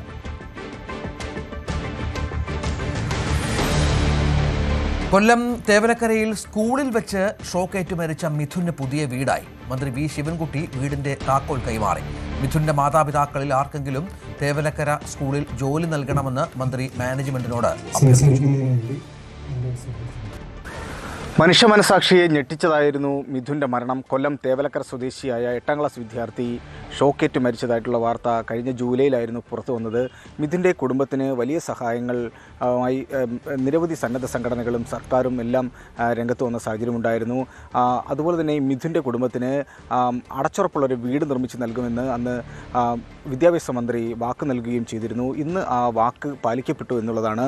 മിഥുൻ്റെ കുടുംബത്തിന് മനോഹരമായൊരു വീടാണ് ഇന്ന് നിർമ്മിച്ച് നൽകിയത്. ഇതിൻ്റെ വീടിൻ്റെ സമീപത്ത് കൂടിയ ഒരു യോഗത്തിൽ കോവൂർ കുഞ്ഞുമോൻ MLA അധ്യക്ഷതയിൽ കൂടിയ യോഗത്തിൽ ധനകാര്യമന്ത്രി KN ബാലഗോപാലാണ് താക്കോൽ കൈമാറിയത്. അതുപോലെ തന്നെ ഇതിൻ്റെ ഉദ്ഘാടനം നിർവഹിച്ചത് വിദ്യാഭ്യാസ മന്ത്രി V ശിവൻകുട്ടിയുമായിരുന്നു. ഭാരത് സ്കൗട്ട്സ് ആൻഡ് ഗൈഡ്സിൻ്റെ നേതൃത്വത്തിലായിരുന്നു ഇതിൻ്റെ ഈ വീട് നിർമ്മിച്ച് നൽകിയത്. 20 ലക്ഷം രൂപ മുതൽ മുടക്കിയായിരുന്നു ഇതിൻ്റെ നിർമ്മാണം. 3 മുറികളും ഒരു ഹാളും അടങ്ങുന്ന അതിമനോഹരമായൊരു വീടാണ് മിഥുൻ്റെ കുടുംബത്തിനായി നിർമ്മിച്ച് നൽകിയത്. അതുപോലെ തന്നെ വിദ്യാർത്ഥികളും അധ്യാപകരും നാട്ടുകാരുമെല്ലാം തന്നെ ഈ ഒരു ചടങ്ങിൽ പങ്കെടുക്കാനും എത്തിയിരുന്നു. എത്ര കൊടുത്താലും മിഥുന് പകരം ആകില്ല എന്നുള്ളത് എല്ലാവർക്കും അറിയാം. എങ്കിലും ഈ മിഥുൻ്റെ കുടുംബത്തിന് ഈ ഒരു അടച്ചുറപ്പുള്ള വീട് ഒരു ആശ്വാസം തന്നെയാണ്. അതുപോലെ തന്നെ വിവിധ പദ്ധതികളുടെ പ്രഖ്യാപനവും വിദ്യാഭ്യാസ മന്ത്രി ഇന്ന് നടത്തുകയും ചെയ്തു. 8ാം ക്ലാസ് വിദ്യാർത്ഥികൾക്ക് പാഠഭാഗം കുറയ്ക്കുന്നതുമായി ബന്ധപ്പെട്ട് എല്ലാ വിദ്യാർത്ഥികൾക്കും പരിപൂർണമായ ഇൻഷുറൻസ് കവറേജ് അടക്കമാണ് ഇന്ന് മന്ത്രി പ്രഖ്യാപിച്ചത്. എല്ലാം കൊണ്ടും മഹനീയമായ വലിയൊരു ചടങ്ങിനാണ് ഇന്ന് സാക്ഷ്യം വഹിച്ചത്. S Vineesh, news 18, Kottarakkara.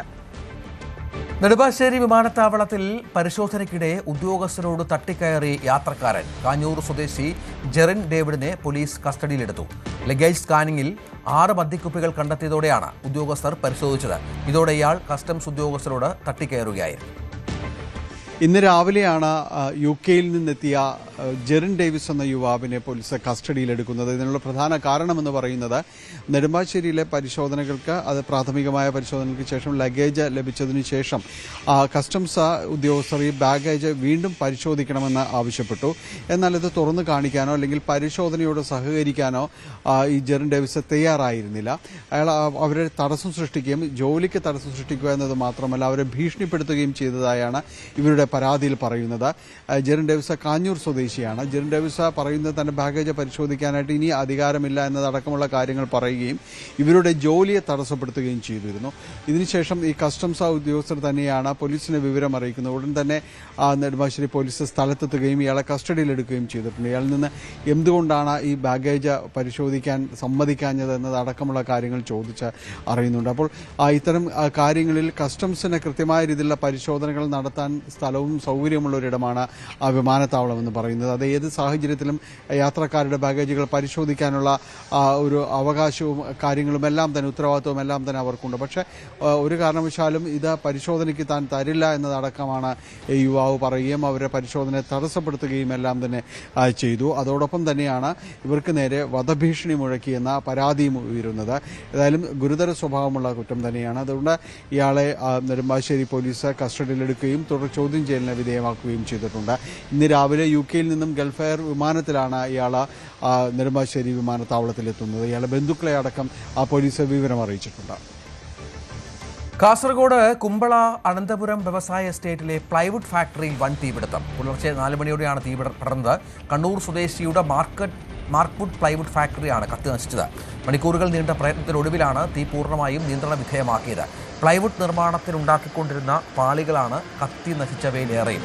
Short സർക്യൂട്ടാണ് തീപിടുത്തത്തിന് കാരണമെന്നാണ് പ്രാഥമിക നിഗമനം. പ്രദേശത്തെ വീടുകൾക്കും കേടുപാട് സംഭവിച്ചു.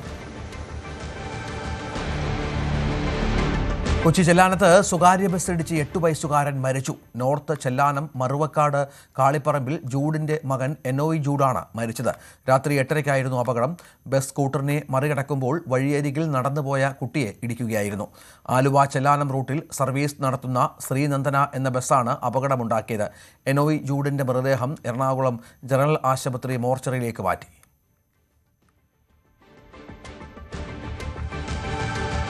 വയനാട് കൊളഗപ്പാറ ഉജാലപ്പടിയിൽ ടൂറിസ്റ്റ് ബസ് നിയന്ത്രണം വിട്ട് മരത്തിലിടിച്ച് 3 പേർക്ക് പരിക്ക്. ബംഗളൂരുവിൽ നിന്നും ബോഡി വർക്ക് നടത്തി വരികയായിരുന്ന ബസ്സിൽ ജീവനക്കാർ മാത്രമാണ് ഉണ്ടായിരുന്നത്. പരിക്കേറ്റവരെ ബത്തേരിയിലെ സ്വകാര്യ ആശുപത്രിയിൽ പ്രവേശിപ്പിച്ചു. കാലിന് ഗുരുതര പരിക്കേറ്റ ഡ്രൈവറെ ക്യാബിൻ വെട്ടിപ്പൊളിച്ചാണ് പുറത്തെടുത്തത്. നാട്ടുകാരും ഫയർഫോഴ്സും പോലീസും രക്ഷാപ്രവർത്തനത്തിന് നേതൃത്വം നൽകി. ബസിന്റെ മുൻഭാഗം പൂർണ്ണമായും തകർന്നു.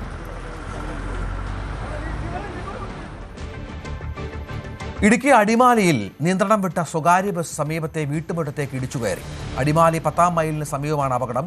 ആർക്കും പരിക്കില്ല. ടയർ പൊട്ടിയതാണ് അപകടത്തിന് കാരണമായത്. തിരുവനന്തപുരം ചെങ്കോട്ടുകോണത്ത് പോലീസ് ഉദ്യോഗസ്ഥ സംരക്ഷിക്കുന്ന തെരുവ് നായ്ക്കൾ നാട്ടുകാർക്ക് ബുദ്ധിമുട്ടുണ്ടാക്കുന്ന വിഷയത്തിൽ ഇടപെട്ട് മേയർ വി രാജേഷ്. നാട്ടുകാരുടെ പരാതിയെ തുടർന്ന് നായ്ക്കളെ വണ്ടിത്തടത്തെ പുനരധിവാസ കേന്ദ്രത്തിലേക്ക് മാറ്റി. തിരുവനന്തപുരം ചേങ്കോട്ടുകോണം സ്വാമിയാർ മഠത്തിന് സമീപമാണ് ഒരു വീട്ടിൽ ഒരു പോലീസുകാരിയാണ്, പോലീസ് ഉദ്യോഗസ്ഥയാണ്. അവരുടെ വീട്ടിൽ 70ഓളം നായ്കളെ വളർത്തുന്നത്. ആ നായ്കളെയാണ് ഇപ്പോൾ നഗരസഭ പിടികൂടുന്നത്. കാരണം വലിയ പരാതി നാട്ടുകാരുടെ ഭാഗത്തുണ്ടായി. നാട്ടുകാർക്ക് വലിയ ശല്യം ഉണ്ടാകുന്നു എന്ന പരാതി ഉണ്ടായി. 70ഓളം പട്ടികളെ ഇങ്ങനെ വളർത്തുമ്പോൾ സ്വാഭാവികമായും അതിൻ്റെ ശുചിത്വ പ്രശ്നമൊക്കെ ഉണ്ട്. അതുമായി ബന്ധപ്പെട്ട വലിയ പരാതി വന്നതിനെ തുടർന്നാണ് നഗരസഭയിൽ ഇടപെടലുണ്ടായത്. പോലീസുകാരി ഇവയെ വളർത്തുകയാണെന്നും മാറ്റാൻ തയ്യാറല്ലെന്നുമൊക്കെ അറിയിച്ചു. പക്ഷേ നഗരസഭ അതിന് തയ്യാറായില്ല. നാട്ടുകാരുടെ നിരന്തര പരാതിയെ തുടർന്നാണ് നഗരസഭയുടെ ഇടപെടലുണ്ടായത്. അതിൻ്റെ ഭാഗമായാണ് മേയർ വി രാജേഷ് നേരിട്ടെത്തി ഈ നായപിടിക്കൽ നേതൃത്വം നൽകുന്നത്. കാരണം അത്രയധികം ശല്യം ഇവിടെ നാട്ടുകാർക്കുണ്ട്, വലിയ ദുർഗന്ധം ഈ പ്രദേശത്തുണ്ട്. ഇപ്പോൾ വി രാജേഷ് നമ്മോടൊപ്പം ചേരുകയാണ്. തിരുവനന്തപുരം നഗരസഭാ മേയർ, എന്തുകൊണ്ടാണ് ഇത്തരമൊരു നടപടിയിലേക്ക് നഗരസഭ നീങ്ങിയത്? തീർച്ചയായിട്ടും ജനങ്ങൾ പറയുന്ന ബുദ്ധിമുട്ടുകൾ ഒരു ഭരണസമിതി അഡ്രസ്സ് ചെയ്തേ മതിയാവുകയുള്ളൂ. പ്രത്യേകിച്ചും തെരുവുനായി പ്രശ്നം ഇവിടെ രൂക്ഷമാവുകയാണ് നമ്മുടെ നാട്ടിൽ, സംസ്ഥാനത്ത് എമ്പാടും. അപ്പോൾ തിരുവനന്തപുരം കോർപ്പറേഷൻ്റെ പ്രഖ്യാപിത ലക്ഷ്യം തന്നെ വേസ്റ്റ് മാനേജ്മെൻറ്റും തെരുവുനായി പ്രശ്നവും ഇത് രണ്ടും പരിഹരിക്കുക എന്നുള്ളതാണ്. ഇത് തെരുവുനായി എന്ന് പറയാൻ പറ്റും, വീട്ടിൽ വളർത്തുന്നതല്ലേ, ലൈസൻസ് ഇല്ലാതെ വളർത്തുന്നതാണ്. ഇത് തെരുവുനായ്ക്കളായിരുന്നു. അങ്ങനെ എന്തോ അതിനോടൊരു പ്രത്യേക താല്പര്യം തോന്നി ഒരു പോലീസ് ഉദ്യോഗസ്ഥ ആദ്യം 1നെ വളർത്തി, 2നെ വളർത്തി, പിന്നീട് അതിപ്പോൾ ഒരു 10-70 അതിവിടെ സമീപത്തുള്ള ജനങ്ങൾക്ക് വലിയ ബുദ്ധിമുട്ടുണ്ടാക്കുന്നു എന്നുള്ള വാർത്തകൾ ശ്രദ്ധയിൽപ്പെട്ടു. കംപ്ലയിൻറ്റ് നേരത്തെ 2024 തന്നെ കംപ്ലയിൻറ്റ് കോർപ്പറേഷനിൽ കൊടുത്തിട്ടുണ്ടെന്നാണ് ഇവിടുത്തെ ഇപ്പോൾ തൊട്ടടുത്തുള്ള വീട്ടുകാർ പറയുന്നത്. അപ്പോൾ ഞങ്ങൾ അന്ന് തന്നെ ഇവിടുത്തെ കൗൺസിലർ, LDFൻ്റെ കൗൺസിലറാണ് ഇവിടെ ഉള്ളത്, കൗൺസിലറോട് ഞാൻ പറഞ്ഞിരുന്നു നമുക്ക് എത്രയും പെട്ടെന്ന് തന്നെ മാറ്റാമെന്ന് പറഞ്ഞു. ഇന്നലെ കൊണ്ട് നമുക്ക് നമ്മുടെ പക്കലുണ്ടായിരുന്ന 50 നായ്ക്കളെ ഷെൽട്ടറിലേക്ക് മാറ്റിയിട്ടുണ്ട്. അപ്പോൾ അവിടെ സ്ഥലം ഒഴിഞ്ഞു. ഇത് എവിടേക്കാണ് മാറ്റുന്നത്? ഷെൽട്ടറോട് പോവാറ് ഇപ്പം നമ്മുടെ ഇപ്പം നേരെ ഇതിനെ മാറ്റുന്നത് വണ്ടിത്തടത്തുള്ള ABC സെൻറ്റർ, കോർപ്പറേഷൻ്റെ ABC സെൻറ്ററിലേക്കാണ്. അവിടെ കൊണ്ടുപോയി ABC ചെയ്ത് വാക്സിൻ കൊടുത്ത് ഒരാഴ്ചത്തെ നിരീക്ഷണം കഴിഞ്ഞതിന് ശേഷം ഏതെങ്കിലും ഷെൽട്ടറിലേക്ക് ഞങ്ങൾ മാറ്റും. 50 എണ്ണത്തിനെ വളരെ നല്ല രീതിയിൽ ഷെൽട്ടറിലേക്ക് ഇന്നലെ മാറ്റിയിട്ടുണ്ട്. ഇനി ഷെൽട്ടറിന് വേണ്ടി ഒരു 7 ഏക്കർ സ്ഥലം ഒരാളുമായി സംസാരിച്ച് തുടങ്ങിയിട്ടുണ്ട്. അതാകുന്നതോടുകൂടി നമുക്കൊരു 3000 നായ്ക്കളെ ഇതുപോലെ പാർപ്പിക്കാൻ പറ്റുന്ന സാഹചര്യം ഉണ്ടായി. ഒരു പുനരധിവാസം പോലെ തന്നെയാണ്. തീർച്ചയായിട്ടും നമ്മുടെ കോർപ്പറേഷനിലൂടെ ഒരു 8500 നായ്ക്കളാണല്ലോ. അതിനെല്ലാം തന്നെ എല്ലാ മാനദണ്ഡങ്ങളും അനുസരിച്ച് ഷെൽട്ടറിൽ പാർപ്പിക്കാനുള്ള നടപടികളിലേക്ക് ഞങ്ങൾ പോകുന്നത്. തീർച്ചയായിട്ടും ആളുടെ കുറ്റവാളികളല്ല, എല്ലാ ദുർഗന്ധ ഈ പ്രദേശത്തുണ്ട്. വീട്ടുകാരെയൊക്കെ സ്വാഭാവികമായിട്ടും അവരുടെ പരാതി അല്ല, തീർച്ചയായും ഇത് വർഷങ്ങളായി. 2024 തന്നെ കോർപ്പറേഷനിൽ കംപ്ലയിൻറ്റ് കിട്ടിയെന്നാണ് പറയുന്നത്. ഞങ്ങളുടെ അടഞ്ഞിട്ട് 2 ആഴ്ചയാണ് ആയത്. 26-ാം തീയതി ഭരണസമിതി വന്ന് 2 ആഴ്ച കഴിഞ്ഞിട്ടാണ് ഞാൻ അറിഞ്ഞത്. ഇപ്പോൾ കാട്ടായിക്കോണം വാർഡ് കൗൺസിലറാണ് നിൽക്കുന്നത്. ജനങ്ങൾ അവരുടെ ശ്രദ്ധയിൽപ്പെടുത്തി. അപ്പോൾ തന്നെ ഞാൻ വാർഡ് കൗൺസിലറെ വിളിച്ചിരുന്നു. ഒരാഴ്ചയ്ക്കകം ജനുവരി 30-ന് മുമ്പ്, ജനുവരി അവസാനത്തിന് മുമ്പ് മാറ്റുമെന്ന് പറഞ്ഞു. തീർച്ചയായിട്ടും ഇന്ന് ഞങ്ങൾ പരമാവധി നായ്ക്കളെ മാറ്റി എത്രയും പെട്ടെന്ന് തന്നെ മാറ്റി വീടൊക്കെ ശുചീകരിച്ച് അവർക്ക് നന്നായിട്ട് താമസിക്കാനുള്ള യോഗ്യമാക്കും. കൂടെ തന്നെ താമസിക്കുന്നു അല്ലേ? അവർക്കത് ഒരു ശീലമായതുകൊണ്ട് ബുദ്ധിമുട്ട് വന്നില്ല. പക്ഷേ മറ്റുള്ളവർക്ക് അങ്ങനെ അഡ്ജസ്റ്റ് ചെയ്യാൻ സാധിക്കില്ല. അപ്പോൾ അവർ ഈ നായയെ വളർത്തി എന്നുള്ളത് നമ്മൾ കാണണം. ഇത്രയും ദിവസം അവന് ഭക്ഷണം കൊടുത്തല്ലോ. എന്നാൽ മറ്റുള്ളവരുടെ ബുദ്ധിമുട്ടും കാണണം. തീർച്ചയായിട്ടും ഒരു ഭരണസമിതി ഇതൊക്കെ അഡ്രസ്സ് ചെയ്യേണ്ടതാണ്. അതുകൊണ്ട് തന്നെ ഞങ്ങൾ വളരെ അടിയന്തര പ്രാധാന്യത്തോടെ കൗൺസിലറും ഇവിടുത്തെ നാട്ടുകാരൊക്കെ ചേർന്ന് ഞങ്ങൾ പരിഹരിക്കുകയാണ്. ഇവിടുത്തെ കാട്ടായിക്കോണം വാർഡ് കൗൺസിലർ കൂടെ നമ്മുടെ വലിയ പരാതി ഉണ്ടായിരുന്നു നാട്ടുകാരുടെ ഭാഗത്ത് നിന്ന്. വലിയ പരാതി ഉണ്ടായിരുന്നു. പക്ഷേ ഞാൻ കൗൺസിലറായി വന്നതിന് ശേഷമാണ് ശരിക്കും പരാതി എൻ്റെ ശ്രദ്ധയിൽപ്പെട്ടത്. അപ്പോൾ തൊട്ടടുത്ത് താമസിക്കുന്ന രമ്യയുടെ ഫാമിലിയാണ് ഇത്. നേരത്തെയൊക്കെ പരാതി കൊടുത്തിരുന്നു, പക്ഷേ സീരിയസ് ആയത് ഈ അടുത്ത സമയത്താണ്. അപ്പോൾ ഞാൻ വന്ന് നോക്കുമ്പോൾ തന്നെ നമുക്ക് ഒരാളിനെ റോഡിൽ വരുമ്പോൾ തന്നെ അതിൻ്റെ സ്മെല്ല് ശരിക്കും. അപ്പോൾ ഈ നാട്ടുകാർ ഇവിടെ ഒരുപാട് സ്കൂൾ ബസ് കുട്ടികളടക്കം പോകുന്ന പ്രദേശമാണ്. അപ്പോൾ അതൊക്കെ കൊണ്ട് തന്നെ നമ്മളെ ശ്രദ്ധയിൽ വന്ന ഉടനെ തന്നെ ഞാനത് മേയർ ശ്രദ്ധയിൽപ്പെടുത്തി. മേയർ അടിയന്തരമായിട്ട് തന്നെ ജനുവരിക്കകം ഇത് മാറ്റാമെന്ന് പറഞ്ഞതും പ്രകാരം തന്നെയാണ് ഇന്നിപ്പം നായ്ക്കളെ മാറ്റുന്നതിന് വേണ്ടി മേയർ നേതൃത്വത്തിൽ ഇവിടെ എത്തിച്ചേർന്നിട്ടുള്ളത്. ഒരു ജനപ്രതിനിധി എന്ന നിലയ്ക്ക് എനിക്ക് ഉടമയുടെ പരാതി അവരെ എതിർപ്പൊന്നുമില്ല, അവർ ഇല്ല. ഞാൻ സംസാരിച്ചു, അന്ന് തന്നെ ഞാൻ സംസാരിച്ചപ്പോഴത്തേക്ക് പൂർണ്ണ സമ്മതമാണ് എനിക്കത് മാറ്റുന്നതിന്, ഒരു എതിർപ്പും പറഞ്ഞിട്ടില്ല. അപ്പോൾ അതുകൊണ്ട് തന്നെ ഞങ്ങൾക്ക് വേറൊരു തടസ്സവും അതിനകത്തില്ലായിരുന്നു. അതാണ് കൗൺസിലർ പറയുന്നത്. നമുക്ക് കാണാം എത്രയധികം ഒരു നായകളുടെ വലിയൊരു നിരയുണ്ട് ഇവിടെ. ഇത് ഈ ടെറസിലുമൊക്കെ നായകളുണ്ട്. ആ നായകൾ ഇവിടെ ഇങ്ങനെ സ്വാഭാവികമായും ഇത്രയധികം നായകൾ ഒരു വീട്ടിൽ വളർത്തുമ്പോൾ വീട് നിറയെ പട്ടികളെന്ന് പറയാം, ആ രീതിയിലാണ് പട്ടികളുണ്ടായത്. അവിടെ തൊട്ട അയൽപക്കത്ത് വീടുകളൊക്കെ ഉള്ളതാണ്. അവരുടെയൊക്കെ ഒരു ബുദ്ധിമുട്ട് വലിയ പ്രശ്നവുമാണ്. ഇവരാണ് പരാതി നൽകിയത്. നിങ്ങളാണ് പരാതി. തൊട്ടടുത്ത വീടാണല്ലേ? എത്ര നാളായിട്ട് ഈ ശല്യമുണ്ട്? ഒരു 2 വർഷമായിട്ട് ഈ ഒരു പ്രോബ്ലം ഞാൻ ആദ്യം കംപ്ലയിൻറ്റ് ചെയ്യുന്നത് 2024 അപ്പോൾ കംപ്ലയിൻറ്റ് ചെയ്യുന്ന സമയത്ത് ഏകദേശം 15 പട്ടികളായിരുന്നു ഉണ്ടായിരുന്നത്. അത് കഴിഞ്ഞിട്ടാണ് ഇപ്പോൾ ഏകദേശം 70 പട്ടികളോടായത്. ഇപ്പോൾ 2 വർഷമായിട്ട് ഞാൻ ഇതിൻ്റെ പുറകെയാണ്. പരാതി കൊടുത്തപ്പോൾ എന്തായിരുന്നു റെസ്പോൺസ്? എന്തായിരുന്നു പരാതി കൊടുത്തപ്പോൾ ഉള്ള റെസ്പോൺസ് എന്ന് പറയുന്നത് ഇത്രയും പട്ടികളെ മാറ്റാനുള്ള ഷെൽട്ടർ ഇല്ല എന്നായിരുന്നു ഉള്ള റെസ്പോൺസ്. അപ്പോൾ കോർപ്പറേഷന് കുറച്ച് സമയം വേണം എന്ന് പറഞ്ഞു. ആ ഒരു സമയം ഒരു 6 മാസത്തോളം ഞാൻ വെയിറ്റ് ചെയ്തു. എന്നിട്ടും അതിനെനിക്ക് റെസ്പോൺസ് കിട്ടാത്തത് കൊണ്ട് പിന്നെ ഞാൻ ഹ്യൂമൻ റൈറ്റ്സിൽ പോയൊരു കംപ്ലയിൻറ്റ് കൊടുത്തു. അതുകൊണ്ട് ഞാൻ ഓംബുഡ്സ്മാനിൽ കൊടുത്തു. ബിക്കോസ് ഈ പട്ടികളുടെ എണ്ണം കൂടിക്കൊണ്ടേ ഇരിക്കുമായിരുന്നു. ആ 15 ഞാനിവിടെ വീട് വെച്ച് താമസം തുടങ്ങിയപ്പോൾ ആകെ 2 പട്ടിയായിരുന്നു. ആ 2 പട്ടിയാണ് ഇപ്പോൾ 70 പട്ടിയിൽ വന്ന് നിൽക്കുന്നത്. അപ്പം ഇതിനെ പ്രോപ്പറായിട്ട് സ്റ്റെറിലൈസ് ചെയ്തിട്ടില്ല. അപ്പോൾ ഓരോ പ്രാവശ്യം അത് ഭയങ്കര ശല്യമാണ്. എനിക്ക് വീട്ടിലേക്ക് വരാൻ പറ്റില്ല. ബിക്കോസ് നിങ്ങൾ കണ്ടല്ലോ, അത് ചെറിയൊരു ഗ്രില്ലാണ്.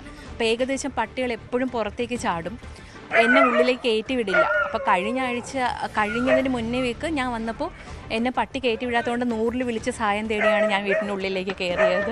വല്ലാത്തൊരു ദുരവസ്ഥയിലായിരുന്നു ഈ സമീപവാസികളൊക്കെ. കാരണം സ്വന്തം വീട്ടിലേക്ക് വരണമെങ്കിൽ പോലും അയൽപക്കത്ത് വളർത്തുന്ന പട്ടികളുടെ ശല്യം കാരണം വീട്ടിൽ വരാൻ കഴിയാത്ത സാഹചര്യം ഉണ്ടായിരുന്നു. അതുകൊണ്ടാണ് ഇത്തരമൊരു പരാതിയിലേക്ക് അവർ പോയത്. ദുർഗന്ധം, മറ്റു പ്രശ്നം, ആരോഗ്യ പ്രശ്നങ്ങൾ, മറ്റൊരു കാര്യം പട്ടികൾ പുറത്തു ചാടി ഉണ്ടാകുന്ന പ്രശ്നങ്ങൾ. ഏതായാലും ഈ പട്ടികളെ പൂർണ്ണമായി ഇവിടേക്ക് മാറ്റുകയാണ്. നഗരസഭയുടെ ഷെൽട്ടർ ഹോമുകളിലേക്ക് അവയെ മാറ്റുമെന്നാണ് മേയർ വ്യക്തമാക്കിയത്.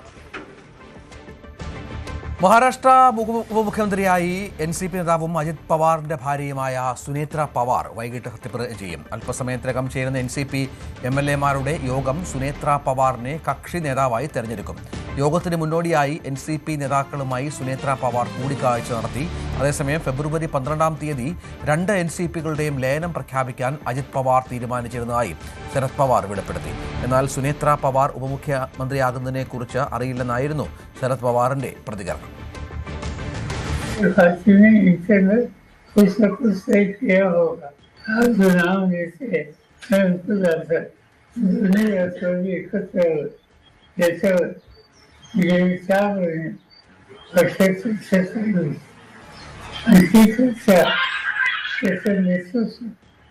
अजीत पवार जयंत पाटिल ये चक्र 10 സീറ്റ് എന്ന ആവശ്യത്തിൽ നിന്ന് പിന്നോട്ടിൽ നിന്ന് കേരള കോൺഗ്രസ് ജോസഫ് വിഭാഗം. ആവശ്യമെങ്കിൽ ജയസാധ്യത നോക്കി സീറ്റുകൾ വെച്ചുമാറാൻ തയ്യാറാണെന്നാണ് പാർട്ടി നിലപാട്. എന്നാൽ ചർച്ചകളിൽ വിട്ടുവീഴ്ച വേണ്ടെന്ന് നേതൃത്വത്തോട് ഉന്നതാധികാര സമിതി യോഗം ആവശ്യപ്പെട്ടു.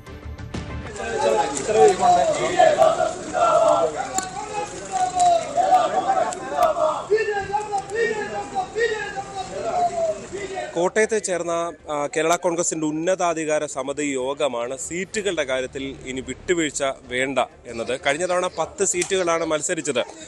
കേരള കോൺഗ്രസ് എമ്മിൻ്റെ വിന്നിംഗ് സാധ്യത, അതായത് വിജയ സാധ്യത കുറവുള്ള സീറ്റുകൾ ഏറ്റെടുക്കാനുള്ള പല നീക്കങ്ങളും കോൺഗ്രസിൻ്റെ ഭാഗത്ത് നിന്നുണ്ടായിരുന്നു. അത് നേരത്തെ മുതൽ തുടങ്ങിയതാണ്. പക്ഷേ സീറ്റുകളുടെ എണ്ണത്തിൽ വിട്ടുവീഴ്ച വേണ്ട എന്നതാണ് കേരള കോൺഗ്രസ് എം യോഗത്തിൽ ഉയർന്ന അഭിപ്രായം. പല സീറ്റുകളും ഒരുപക്ഷെ വിജയ സാധ്യത നോക്കി അങ്ങോട്ടോ ഇങ്ങോട്ടോ വെച്ചു മാറുന്നതിൽ തെറ്റില്ല. വിജയസാധ്യത മാത്രമാണ് പരിഗണിക്കുന്നതെന്നാണ് ഈ യോഗം ഉദ്ഘാടനം ചെയ്തുകൊണ്ട് പാർട്ടി ചെയർമാൻ PJ ജോസഫ് വ്യക്തമാക്കിയത്. ഈ തെരഞ്ഞെടുപ്പിൽ ഐക്യജനാധിപത്യ മുന്നണിയെ ശക്തമായി മുന്നോട്ട് നയിക്കാൻ നമ്മൾ ഒറ്റക്കെട്ടായിട്ട് മുന്നോട്ട് നീങ്ങണം. അതിലിപ്പോൾ ഈ സീറ്റ് ചർച്ചയെ പറ്റി പത്രങ്ങളിൽ മീഡിയയിൽ വരുന്ന വാർത്തകൾ ഒന്നും അടിസ്ഥാനമുള്ളതല്ല. അതൊക്കെ ജയസാധ്യതയുള്ള സ്ഥാനാർത്ഥികളെ നിർത്തണം എന്നുള്ള പൊതുവൊരു പരാമർശമല്ലാതെ മറ്റുള്ളൊരു കാര്യങ്ങളെപ്പറ്റി പറയുന്നതൊക്കെ അടിസ്ഥാനരഹിതമായ കാര്യങ്ങളാണ്. അതുകൊണ്ട് കേരള കോൺഗ്രസ് ഐക്യജനാധിപത്യ മുന്നണി ഒറ്റക്കെട്ടായി മത്സരിച്ചു ഈ തെരഞ്ഞെടുപ്പിൽ നമുക്ക് ബഹുഭൂരിപക്ഷം സീറ്റുകളിലും ജയിക്കാൻ കഴിയും. അതിനുള്ള പ്രവർത്തനവുമായി മുന്നോട്ട് പോകണമെന്ന് അഭ്യർത്ഥിക്കുന്നു. എല്ലാ മേഖലകളിലും അതിനുള്ള പശ്ചാത്തലം ഒരുക്കണം. ചേർന്ന് നിന്ന് പ്രവർത്തിച്ച് മുന്നോട്ട് പോകണമെന്ന് ഞാൻ അഭ്യർത്ഥിക്കുന്നു. ജോസഫ് ഗ്രൂപ്പിലെ നേതാക്കൾ ചൂണ്ടിക്കാണിക്കുന്ന ഒരു പ്രധാനപ്പെട്ട കാര്യം, കഴിഞ്ഞ തവണ മത്സരിച്ച ഭൂരിഭാഗം സീറ്റുകളിലും ജോസഫ് ഗ്രൂപ്പ് തോറ്റു എന്നാണ് കോൺഗ്രസിന്റെ ആരോപണം. പക്ഷേ ഇപ്പുറത്ത് കോൺഗ്രസിന്റെ കാര്യം നോക്കിയാലും ഏതാണ്ട് കോൺഗ്രസ് മത്സരിച്ച സീറ്റുകളുടെ എണ്ണം നോക്കിയാൽ അതിൽ 20% സീറ്റുകളിൽ മാത്രമേ അവർ ജയിച്ചിട്ടുള്ളൂ. അതേപോലെ തന്നെ 20% സീറ്റിൽ ജോസഫ് ഗ്രൂപ്പും ജയിച്ചിട്ടുണ്ട് എന്നാണ് നേതാക്കൾ ചൂണ്ടിക്കാട്ടിയത്. ഏറ്റവും ആദ്യം സംസാരിച്ചത് PC തോമസ് ആയിരുന്നു. എന്തായാലും നേതാക്കളുടെ ഏതാണ്ട് ഒരേ അഭിപ്രായം ഇതാണ്. തിങ്കളാഴ്ച വീണ്ടും ചർച്ച നടക്കാനിരിക്കെ ജോസഫ് ഗ്രൂപ്പിന്റെ ഒരു സമ്മർദ്ദ തന്ത്രമായി കൂടി യോഗം മാറുകയാണ്. NCP കേരള ഘടകം ഇടതുപക്ഷത്തിനൊപ്പം ഉറച്ചു നിൽക്കുമെന്ന് മന്ത്രി AK ശശീന്ദ്രൻ. LDF സ്വതന്ത്രരായി മത്സരിക്കേണ്ട സാഹചര്യമില്ല. ദേശീയതലത്തിൽ മാറ്റങ്ങളുണ്ടായാൽ ഉചിതമായ തീരുമാനം കൈക്കൊള്ളുമെന്നും മന്ത്രി പറഞ്ഞു. കേരളത്തിലെ NCP പ്രവർത്തകന്മാർ ഇടതുപക്ഷ ജനാധിപത്യ മുന്നണിയോടൊപ്പം നിൽക്കുന്ന ഒരു സംവിധാനം ഉണ്ടാക്കി മുന്നോട്ട് പോകും.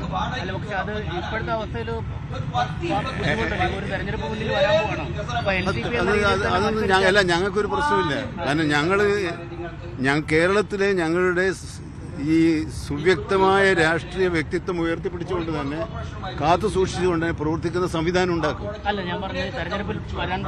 തെരഞ്ഞെടുപ്പ് വരുമ്പോൾ എന്തെങ്കിലും പിന്നീട് മാറ്റങ്ങൾ വന്നാൽ നിങ്ങൾക്ക് ഒപ്പം പോകാൻ പറ്റില്ല. അല്ല, അതൊക്കെ ആലോചിച്ചിട്ട് തീരുമാനം എടുക്കുള്ളൂ. അതൊരു സ്വന്തം സ്ഥാനാർത്ഥി അല്ലല്ല, സ്വതന്ത്ര സ്ഥാനം ഇപ്പോഴത്തെ നിലയിൽ അങ്ങനെ ഒരു പ്രശ്നമില്ല.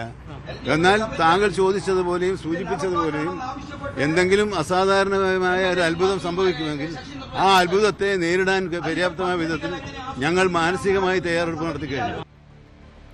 എലത്തൂരിലെ സ്ഥാനാർത്ഥിത്വത്തെ ചൊല്ലി പാർട്ടിയിൽ ഭിന്നതയില്ലെന്നും മന്ത്രി പറഞ്ഞു. നേതൃത്വം നിശ്ചയിക്കുന്ന സ്ഥാനാർത്ഥിയെ ഇരുകൈയും നീട്ടി സ്വീകരിക്കും.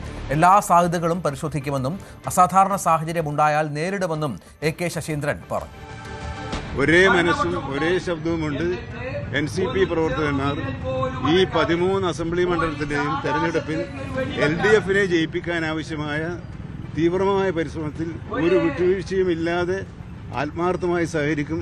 അതിലൊരു അഭിപ്രായ വ്യത്യാസവും ഈ ജില്ലയിലോ ഈ സംസ്ഥാനത്തോ ഞങ്ങളുടെ പാർട്ടിയിലില്ല. ഒരു അഭിപ്രായവും തള്ളിക്കളയുന്നില്ല. ഏതഭിപ്രായവും അതിലെ ശരിയും സാധ്യാസാധ്യതകളും പരിശോധിച്ച് ഏറ്റവും നല്ല തീരുമാനം, മെച്ചപ്പെട്ട തീരുമാനമായിരിക്കും പാർട്ടി എടുക്കുക. കേരളത്തിലെ ഞങ്ങളുടെ ഈ സുവ്യക്തമായ രാഷ്ട്രീയ വ്യക്തിത്വം ഉയർത്തിപ്പിടിച്ചുകൊണ്ട് തന്നെ കാത്തു സൂക്ഷിച്ചുകൊണ്ട് തന്നെ പ്രവർത്തിക്കുന്ന സംവിധാനം ഉണ്ടാക്കും. തെരഞ്ഞെടുപ്പ് വരുമ്പോൾ എന്തെങ്കിലും പിന്നീട് മാറ്റങ്ങൾ വന്നാൽ നിങ്ങൾക്ക് ഒപ്പം പോകാൻ പറ്റില്ല. അല്ല, അതൊക്കെ ആലോചിച്ചിട്ട് തീരുമാനം എടുക്കുള്ളൂ. അതൊരു സ്വന്തം സ്ഥാനാർത്ഥി അല്ലല്ല, സ്വതന്ത്ര സ്ഥാനം ഇപ്പോഴത്തെ നിലയിൽ അങ്ങനെ ഒരു പ്രശ്നമില്ല. K മുരളീധരനെ കായംകുളത്ത് മത്സരിപ്പിക്കണമെന്നാവശ്യപ്പെട്ട് പോസ്റ്റർ. കോൺഗ്രസ് കൂട്ടായ്മ എന്ന പേരിലാണ് പോസ്റ്റർ പതിച്ചിരിക്കുന്നത്. കായംകുളം മണ്ഡലത്തിന്റെ പല ഭാഗങ്ങളിലും പോസ്റ്റർ ഒട്ടിച്ചിട്ടുണ്ട്. വെള്ളിയാഴ്ച രാത്രിയോടെയാണ് പോസ്റ്ററുകൾ കണ്ടത്. ചിലയിടങ്ങളിൽ പതിച്ച പോസ്റ്ററുകൾ കീറിക്കളഞ്ഞിട്ടുമുണ്ട്.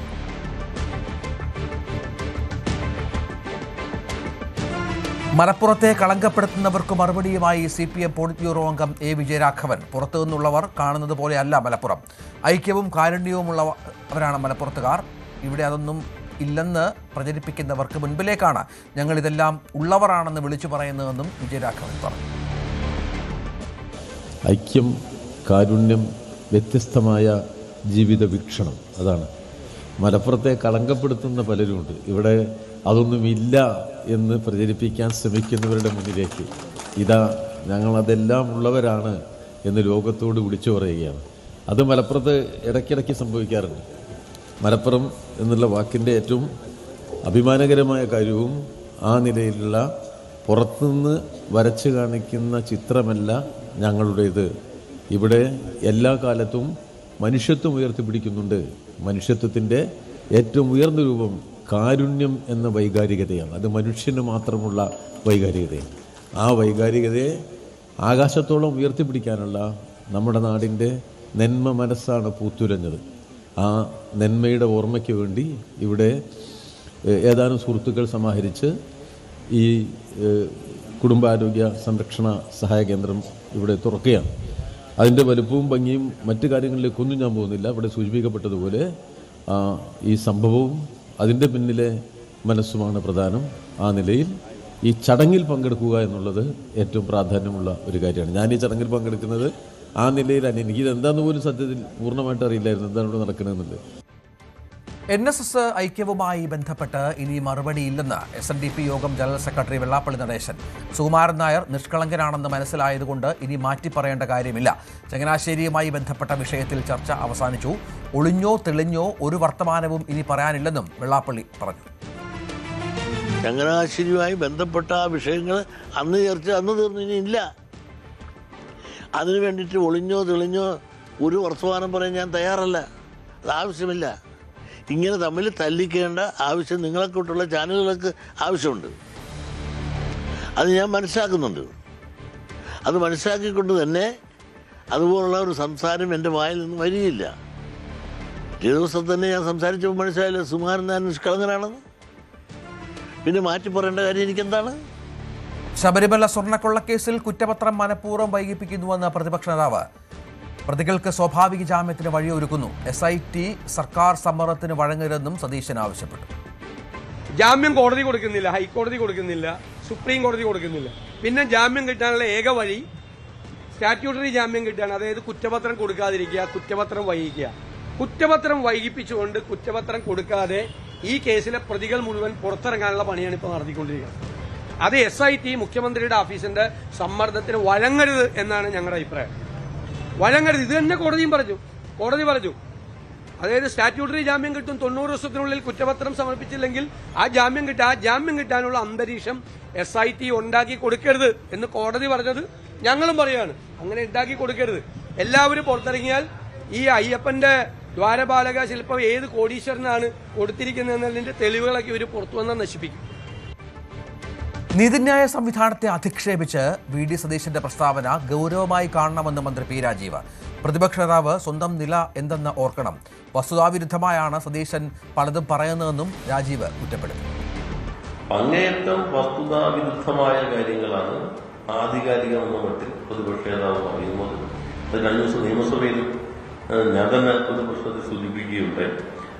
അതെനിക്ക് തോന്നുന്നു നിങ്ങളെന്ന് ചോദ്യം മുഖ്യമന്ത്രി ഒരു ചോദ്യത്തിന് വഴങ്ങില്ലല്ലോ എന്ന് പറയുന്ന ആളുകൾ തന്നെ അപ്രിയ ചോദ്യങ്ങൾ വന്നു കഴിഞ്ഞാൽ നേരെ എങ്ങനെ പ്രതികരിക്കുന്നത് കാണുന്നുണ്ടല്ലോ. അടുത്ത വർഷം മുതൽ സിലബസിൽ 25% കുറവ് വരുത്തുമെന്ന് മന്ത്രി V ശിവൻകുട്ടി. സിലബസ് കൂടുതലാണെന്ന് കുട്ടികൾക്ക് പരാതിയുണ്ട്. തേവലക്കരയിൽ 10ാം ക്ലാസ് വിദ്യാർത്ഥികളായ 3 പേർ നൽകിയ നിവേദനത്തിന് പിന്നാലെയാണ് മന്ത്രിയുടെ പ്രതികരണം. അടുത്ത വർഷത്തെ പാഠപുസ്തകത്തിൽ ഇപ്പോൾ നിങ്ങൾ പഠിച്ചുകൊണ്ടിരിക്കുന്നതിനേക്കാൾ 25% സിലബസ് കുറയും എന്നുള്ള കാര്യം കൂടി ഞാൻ അപ്പോൾ അത് കരിക്കുലം കമ്മിറ്റി അംഗീകരിച്ചു കഴിഞ്ഞു. അതിൻ്റെ ഉള്ളടക്കത്തിന് വലിയ വ്യത്യാസമൊന്നും ഉണ്ടാവില്ല. പക്ഷേ അതിൻ്റെ വലിപ്പം 25% കുറയും. വിദ്യാർത്ഥികളുടെ ആവശ്യങ്ങൾ അറിഞ്ഞുകൊണ്ട് കാര്യങ്ങൾ നിർവഹിക്കുന്ന ഒരു നിലപാടാണ് നമ്മൾ സ്വീകരിക്കുന്നത്. ധനമന്ത്രി KN ബാലഗോപാലിനെ വെല്ലുവിളിച്ചു കൊട്ടാരക്കര മുൻ MLA P ഐഷ പോറ്റി. ഈ 5 വർഷക്കാലം നിങ്ങൾ എന്ത് ചെയ്തു എന്ന് പറയണം. കൊട്ടാരക്കരയിൽ ഹെലിപ്പാഡും ഡ്രോൺ പാർക്കും വരുന്നുണ്ടെന്ന് വാഗ്ദാനം നൽകുമ്പോൾ താലൂക്ക് ആശുപത്രി ഇപ്പോഴും പൊളിച്ചിട്ടിരിക്കുകയാണ്. മാജിക്കുകൾ കാണിക്കുമ്പോൾ കണ്ണുനീരോടെ കുറേ രോഗികൾ അവിടെ വരുന്നുണ്ട് എന്ന് മറക്കരുതെന്നും ഐഷ പോറ്റി പറഞ്ഞു. സങ്കടം തോന്നുന്നുണ്ട്. 2021 മുതൽ 26 വരെയായ ഈ കാലഘട്ടത്തിൽ നിങ്ങളെല്ലാവരും സാക്ഷിയാണല്ലോ. നിങ്ങളൊക്കെ ഈ നാട്ടിലെ ജനങ്ങൾ സാക്ഷിയാണല്ലോ. ഒരു ധനകാര്യമന്ത്രിയായി ഇരിക്കുന്ന ഒരു മണ്ഡലത്തിൽ ഇങ്ങനെയാണോ വരേണ്ടത്? വെല്ലുവിളിക്കുന്നു. എന്ത് കാര്യം ചെയ്തു ഈ 5 വർഷമായിട്ട് ഇവിടുത്തെ ധനകാര്യമന്ത്രി എന്ന് പറയണം. ഇവിടെ നേരത്തെ സൂചിപ്പിച്ച പോലെ ഡ്രോൺ പാർക്കും ഹെലിപ്പാഡും ഒക്കെ വരും, നല്ല കാര്യമാണ്. പക്ഷെ അതോടൊപ്പം കഠിനാധ്വാനം ചെയ്ത 90 കോടി രൂപ ഇവിടുത്തെ താലൂക്ക് ആശുപത്രിക്ക് അനുവദിപ്പിച്ചത് കഴിഞ്ഞ ഗവൺമെന്റിന്റെ കാലത്ത് ശൈലജ ടീച്ചറിനെയും അന്നത്തെ ഇപ്പോഴത്തെ മുഖ്യമന്ത്രി എല്ലാം പോയി കണ്ട് മുനിസിപ്പാലിറ്റി കൊടുത്ത് തള്ളിയപ്പം ഞാൻ വേറെ തയ്യാറാക്കി കൊണ്ടുപോയി അവിടെ കൊടുത്ത് MLA ക്വാർട്ടേഴ്സിൽ 3 മണിക്കൂറിലധികം KSEBയുടെ എഞ്ചിനീയറോട് സംസാരിച്ച് ഡിസൈൻ കറക്റ്റ് ആക്കിയിട്ടാണ് ആ താലൂക്ക് ആശുപത്രി ബ്രിട്ടീഷ് മോഡലിലാക്കണമെന്ന് പറഞ്ഞു. നിങ്ങൾ ആ ഓർഡർ എടുത്ത് നോക്കി, അന്ന് മാധ്യമങ്ങൾക്ക് ഞാൻ കൊടുത്തതാണ്. ആ തീർന്നത് ഉദ്ഘാടനം ചെയ്തു. ബാക്കി അവിടെ പൊളിച്ചിട്ടേക്കുവാണേ. ഈ ഹെലിപ്പാഡ് വരുമ്പോൾ ബാക്കിയുള്ള വലിയ മാജിക്കുകളെല്ലാം വന്ന് ഇങ്ങനെ മനുഷ്യന്റെ മനസ്സിലേക്ക് ദാ വരുന്നു എന്ന് പറഞ്ഞ് നമ്മളെ ഇങ്ങനെ ആവേശഭരിതരാക്കുമ്പോൾ കണ്ണീരോടെ കുറെ രോഗികൾ അവിടെ വരുന്നുണ്ടെന്നുള്ളത് മറക്കരുത്. ദേശീയ ശുചിത്വ ദിനാചരണത്തിന്റെ ഭാഗമായി വനം വകുപ്പിന്റെ നേതൃത്വത്തിൽ ഇടുക്കിയിൽ ശുചീകരണ പ്രവർത്തനങ്ങൾ നടത്തി. ചെറുതോണി വെള്ളപ്പാറയിൽ നടത്തിയ പ്രവർത്തനങ്ങളിൽ സാമൂഹ്യ വനവൽക്കരണ വിഭാഗം Idukki range forest officer Sunil Mathew ഉദ്ഘാടനം ചെയ്തു. പ്ലാസ്റ്റിക് മാലിന്യങ്ങൾ ഉൾപ്പെടെയുള്ളവയാണ് ഇടുക്കി സോഷ്യൽ ഫോറസ്ട്രി വിഭാഗത്തിന്റെ നേതൃത്വത്തിൽ നീക്കം ചെയ്തത്. ഈ മാസം 30-ാം തീയതി നമ്മൾ ദേശീയ ശുചിത്വ ദിനമായിട്ടാണ് ആചരിക്കുന്നത്. അത് അങ്ങനെ ആചരിക്കുന്നത് നമ്മുടെ മഹാത്മാഗാന്ധിയുടെ രക്തസാക്ഷി ദിനമാണ്. അത് ഗാന്ധിജിയുടെ ഒരു വലിയൊരു ദർശനമായിരുന്നു. വൃത്തിയുള്ള ഇന്ത്യ എന്നുള്ളത് ഗാന്ധിജിയുടെ ഒരു വലിയ ദർശനമായിരുന്നു. ആ ദർശനം നടപ്പിലാക്കുന്നതിന് വേണ്ടിയാണ് ഈ നമ്മുടെ വെള്ളപ്പാറയിൽ പ്രവർത്തിക്കുന്ന സഖ്യസാനു കോംപ്ലക്സിൽ പ്രവർത്തിച്ചുകൊണ്ടിരിക്കുന്ന ഇടുക്കി സോഷ്യൽ ഫോറസ്ട്രി ഡിവിഷനിലെ സ്റ്റാഫുകൾ, വൈൽഡ് ലൈഫ് ഡിവിഷനിലെ സ്റ്റാഫുകൾ, ഫ്ലൈ സ്ക്വാഡിലെ സ്റ്റാഫുകൾ, പിന്നെ പൊതുജനങ്ങൾ ഇവരുടെ എല്ലാവരുടെ സഹകരണത്തോടു കൂടി നമ്മൾ വെള്ളപ്പാറയിലെ പ്രവർത്തിച്ചുകൊണ്ടിരിക്കുന്ന സ്ഥാപനത്തിൽ പരിസര പ്രദേശങ്ങളും നമ്മൾ പ്ലാസ്റ്റിക് മുക്തമാക്കാനായിട്ട് നടത്തിക്കൊണ്ടിരിക്കുന്നത്. പട്ടാമ്പിയിൽ നടപ്പാക്കുന്ന മാനസമിത്ര സമഗ്ര മാനസികാരോഗ്യ പദ്ധതിയുടെ സമ്പൂർണ്ണ റിപ്പോർട്ട് സർക്കാരിന് സമർപ്പിച്ചു. വിദ്യാർത്ഥികളുടെയും യുവാക്കളുടെയും മാനസികാരോഗ്യം മെച്ചപ്പെടുത്തുക എന്ന ലക്ഷ്യത്തോടെയാണ് പദ്ധതി നടപ്പിലാക്കുന്നത്. ഉത്കണ്ഠ, വിഷാദം, ആത്മഹത്യാ പ്രവണത, മനോവൈകല്യങ്ങൾ, ഡിജിറ്റൽ അഡിക്ഷൻ തുടങ്ങിയ കാര്യങ്ങളിൽ പരിഹാരം കാണുകയാണ് ലക്ഷ്യം. മന്ത്രി വി ശിവൻകുട്ടിക്കാണ് റിപ്പോർട്ട് സമർപ്പിച്ചത്.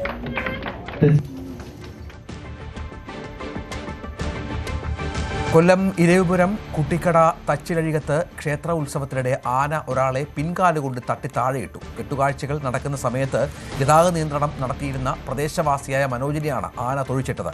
ഇയാൾ നിസാര പരിക്കുകളോടെ സമീപത്തെ ആശുപത്രിയിൽ ചികിത്സ തേടി.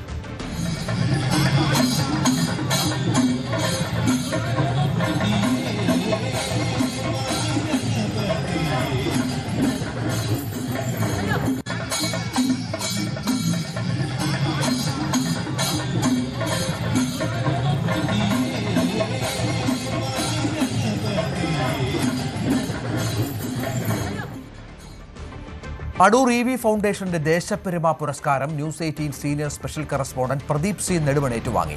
വിഷ്വൽ മീഡിയയിലെ മികച്ച വാർത്തേതര പരിപാടിക്കുള്ള PT രാധാകൃഷ്ണക്കുറുപ്പ് സ്മാരക പുരസ്കാരമാണ് അടൂരിൽ നടന്ന പരിപാടിയിൽ പ്രതിപക്ഷ നേതാവ് VD സതീശൻ സമ്മാനിച്ചത്.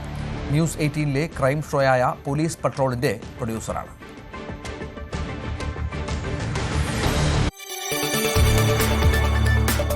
കൂടുതൽ വാർത്തകൾക്ക് news 18 Keralam YouTube channel subscribe ചെയ്യുക.